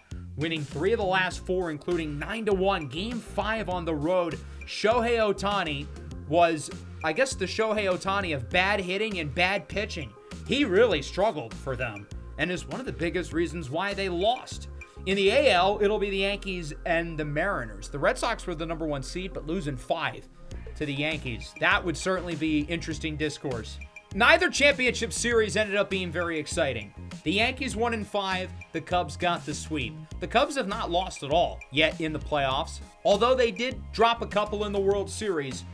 But in Game 6, they got the job done. Our National League Central brethren, the Chicago Cubs, win their first World Series in a decade. 98 years less of waiting than the last time. Chicago gets the job done. Alex Bregman wins the NLCS MVP over Michael Busch and Carson Kelly. Giancarlo Stanton wins it in the AL. And the World Series MVP, just as we would all expect, the one, the only, Carson Kelly. Very predictable. That brings us into the offseason now, and we have an interesting twist to discuss. The owner, Bob Nutting, is going to be a part of this series because it's not an authentic rebuild of the Pirates if there's not this dark cloud hovering over us that is the owner. Remember, he cares about his money, first and foremost. His money, again. Then he cares about his public image. And then he cares about team success in this order. He has a laundry list of demands for the general manager, which of course is me. But I needed a little help from you guys, the viewers. In the Discord server, I gave you guys a choice between 3 envelopes to pick from. We'll get back to these in a minute. Let's discuss the nutometer, or for those of you who are immature, the nut-o-meter. This is Bob Nutting's scoring system. For me, as the general manager, he's going to give me 10 goals, and I have to complete at least 5 to avoid going on the hot seat. If I'm on the hot seat, I will be at risk of getting fired, and thus no longer the GM of the Pirates. Let's go back to the envelopes, though. I asked the Discord which envelope you guys wanted me to pick, with no further context other than this photo. You guys voted for number 2. So that's the scenario we'll choose for this offseason. One of these 3 envelopes is really bad. Bob Nutting will take full control as the owner. The other 2, maybe they're good, maybe they're bad. It depends on how you kind of look at the future outlook of this ball club. But remember, you guys ended up picking number 2. So why don't we take a look at our specific goals for this offseason, set up the future. Bob Nutting wants us to put more of a focus on the future of this team as opposed to the present. He wants to build this team up for the next couple of years to come. Number 3 is titled Go for Gold. We would have really put an emphasis on making a run for the World Series or bust. Number 1 is called Nutting Goes Nuts, where Bob Nutting would have gone nuts. Next offseason, I may or may not switch the scenarios around. So maybe it'll be back under number 1, maybe it will not. But we're going to have to set up the future. That means Bob Nutting's going to come up with his 10 goals. 5 of them are in the offseason. 5 of them we have to follow along with during the season. If we complete at least 5 of the 10, we're safe. If we complete less than 5, we are on the hot seat. And then the goals are going to become a lot harder. So long story short, we need to complete at least 5. Otherwise, we are in trouble. So the goals for the offseason look like this. Acquire a top 100 prospect via trade. Extend a top 5 player on the team. Trade a top 5 player on the team. I cannot spend more than $30 million annually on free agents, and I have to sign a top international free agent prospect, the latter of which we will discuss in the next episode. But the first 4 we can do today in the actual offseason.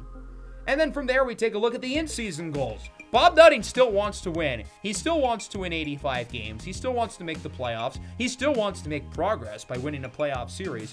What he wants is in the bottom third of the league in terms of our budget constraints, and of our top 3 prospects currently, he wants the 3 of them to combine for at least 100 big league games. The future is now.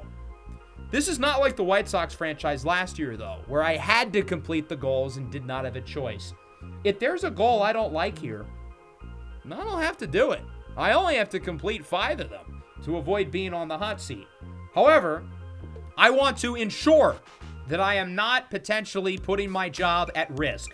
So because of that, I'm going to look to complete as many of these offseason goals as I can. Now, when I said we cannot spend $30 million in free agency, that does not include our in-house re-signings. We can spend as much money as we want on these players right now, but the second they hit the open market, they count as a free agent. So that means if I really want to re-sign someone like Dennis Santana, I might have to overpay a little bit. And I really want to re-sign him. I wasn't really sure what to give him. I decided 3 years, 46. Brandon Lau wants $15 million as well. After the month of April, I don't think he was that good. I'm going to lowball him. I don't think he's going to accept it, but I'm going to let him hit the open market. I'd rather get that money to Marcell Ozuna, who was better. Ozuna and Santana will be the priorities, and we need the 2 of them to re-sign prior to free agency. He also wants us to extend a top 5 player on the team. Obviously, I would love for that to be Paul Skeens or Connor Griffin. Skeens is now entering arbitration. As I look at what an extension would look like, it would be a whole lot of money. A lot more than his arbitration number. And by signing him for $40 million a year, it would likely prevent us from being in the bottom 10 budgets in all of baseball. So I don't think I can justify giving him $400 million right now. But then we go to Connor Griffin. He's going to be making nothing next year, given that he's still a renewable player. An extension would probably look like $25 million a year. Again, that would be a big boost to the budget. So because of that, I don't think it makes sense to re-sign either one of those 2. But instead, I think Oneil Cruz is the better choice. I had already talked about in the regular season of trying to extend him. Even though Oneil Cruz has noticeable deficiencies in his game, to me, he's a guy I want to keep around for the long term. Really solid offense, particularly against righties. Good plate discipline, good contact, good power. He's got excellent speed. He runs the bases really well. And even though he's a little inconsistent as a defender, he's still a very valuable one because he's got great range in center field and he's got a really, really strong arm. We can put him at a variety of different spots defensively. He can play short. I think eventually we might train him to play one of the corner spots if we do take Connor Griffin moving to center field seriously. But the biggest reason why I chose him to extend is because his extension number and his arbitration number will not be that different. He wants around $13 million this year for arbitration. Why don't we just sign him for his last 2 years of ARB and his first 2 years of free agency? 4 years, $70 million. That's 17 and a half. That's not a drastic difference to his arbitration asking price. That brings us into free agency.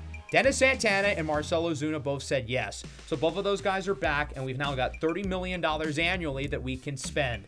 I think using about half of that on a guy like Edmundo Sosa could make sense. But we do have to trade one of our top 5 players, or at least that's what Bob Nutting wants. So I need to prepare in case that is Joey Bart. We'll start with Sosa. He says yes. He'll be the replacement for Brandon Lau. 3 years, around $40 million. He's better against lefties. He's a better defender. I think he'll be better for us than Brandon Lau would be. Tyler Stevenson goes back to the Reds, so instead I decided to try Ryan Jeffers, the other top catcher in the free agency market. He's a little bit more expensive. He's a little bit better than Stevenson. He ended up, ironically, signing with the Reds. I don't really know how they're going to fit all these guys, but they're going to try. The catchers in free agency don't look good, so that means we probably have to cross off Joey Bart in terms of a guy we would be allowed to trade away. I think now we're going to look at Mauricio Dubon, Nathan Lucas, and JoJo Romero in the bullpen. Dubon is a guy I've had on the free agency board all along, but I think with Edmundo Sosa, we don't really need him. He's another lefty masher who plays good defense and is versatile. I don't think we really need two of that archetype. Instead, I'd rather prioritize offense and hitting because that was the strength of the team last year. There are some good options in the outfield, but we can only spend $16.5 more million, and I do really want JoJo Romero. So I think it would make sense to pick George Springer. Even though his rating regressed by 5 last year, I still think he has one more good year left in the tank. This is a guy who's played a lot of big-time baseball, a lot of playoff games, and he checks off a lot of boxes. The one problem is he's going to have to play defense for us because we have Marcell Ozuna, who would defend the outfield about as well as my grandmother. But I think George Springer's a good enough offensive player, and he's still plausible enough defensively to where I think we can handle it. We ended up signing JoJo Romero as well, capping us right there for our $30 million signings. We cannot make any more free agency moves. We do have to trade a top 5 player away, and I thought about not doing this goal entirely, but I don't want to get fired.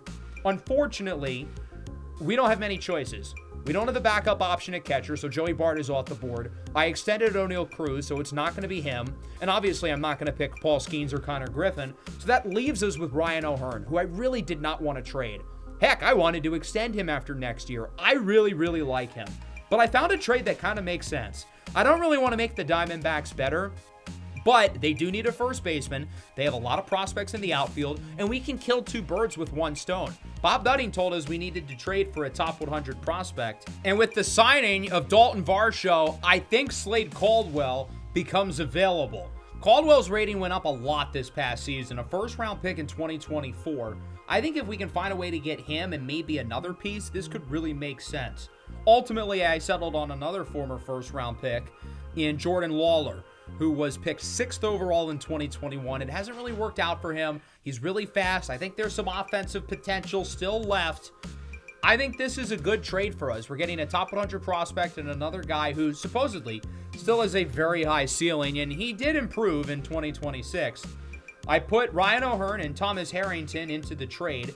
The Diamondbacks said no, but they sent me a counter, and it was the same deal without Harrington because their roster would have too many players. Sure, that's fine. I'd rather keep Thomas Harrington than trade him away. I thought I needed to add him as extra surplus value. But I think this on its own is a pretty even deal. The Diamondbacks continue to contend. They don't really see a future for either of these prospects, given that both of those positions are very crowded with other prospects and other big leaguers. They fill a hole at first base, and we get 2 guys I'm excited about. Slade Caldwell is a top 100 prospect. His rating went up 5 last year, and I think he's got the ability to stick in center field long term, good contact, improving power, improving plate skills, while Jordan Lawler is a guy who still oozes potential in my opinion, and even though it hasn't really worked out in Arizona, I still think there's a lot to like with his skill set. Now, I'll be honest, as I kind of talked about moments ago, Ryan O'Hearn was a player I valued very highly, and if not for the owner goal of trading a top 5 player or acquiring a top 100 prospect, I would not have made this trade. And heck, if I was only completing one of those goals, I wouldn't have done it. But the fact that we were able to get 2, kill 2 birds with 1 stone, I felt like I had to do it. With the rest of free agency, Freddie Peralta, the biggest fish, he is going to the Baltimore Orioles. Brandon Woodruff signs for big money with the Phillies. I don't really know what that means for Andrew Painter's future. Maybe they're not as high on him as we once thought. Alec Bohm and Gleyber Torres signed big deals with the White Sox and the Astros. Tyler Mahle gets $28 a year, just 1 year though, with the Mets. The most interesting one for me was the amount of money Brandon Lau got. 3 years, almost $19 a year from the Giants. I think Edmundo Sosa is going to be better over the next 3 years, and we're getting him for more than $5 million cheaper. Good on Brandon Lau. Thank you for being part of our resurgence. I would not have paid that money. I would have paid maybe half of that. Trevor Rogers ends up with the A's. And then some of the late free agent signings include Mauricio Dubon signing the exact deal that Edmundo Sosa got, which kind of surprised me a little bit. I think Sosa's the better player, so I think we made the right choice. Luis Ariz also goes to the Royals, interestingly. Zach Gallen to Detroit. Nico Horner back with the Cubs. Shane Bieber gets a big deal with the Angels. That's an interesting one. The Diamondbacks, interestingly, let Pavin Smith go. That one surprised me. He was still under team control. That's how they got their haul at first base for Ryan O'Hearn. He ends up in San Diego. In terms of the goals from Bob Nutting, we were able to complete 4 of them. We can still sign a top international free agent prospect. That'll be in the next episode where we discuss that. And we still had the in-season goals where I only have to complete 1 to avoid being on the hot seat.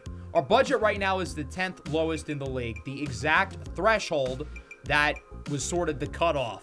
Now, I think given that I only have to complete 1 more at the goals, it allows us to be flexible, and if I want to make a big extension or make a big trade, I'm allowed to do that, and I don't think it will affect me being on the hot seat.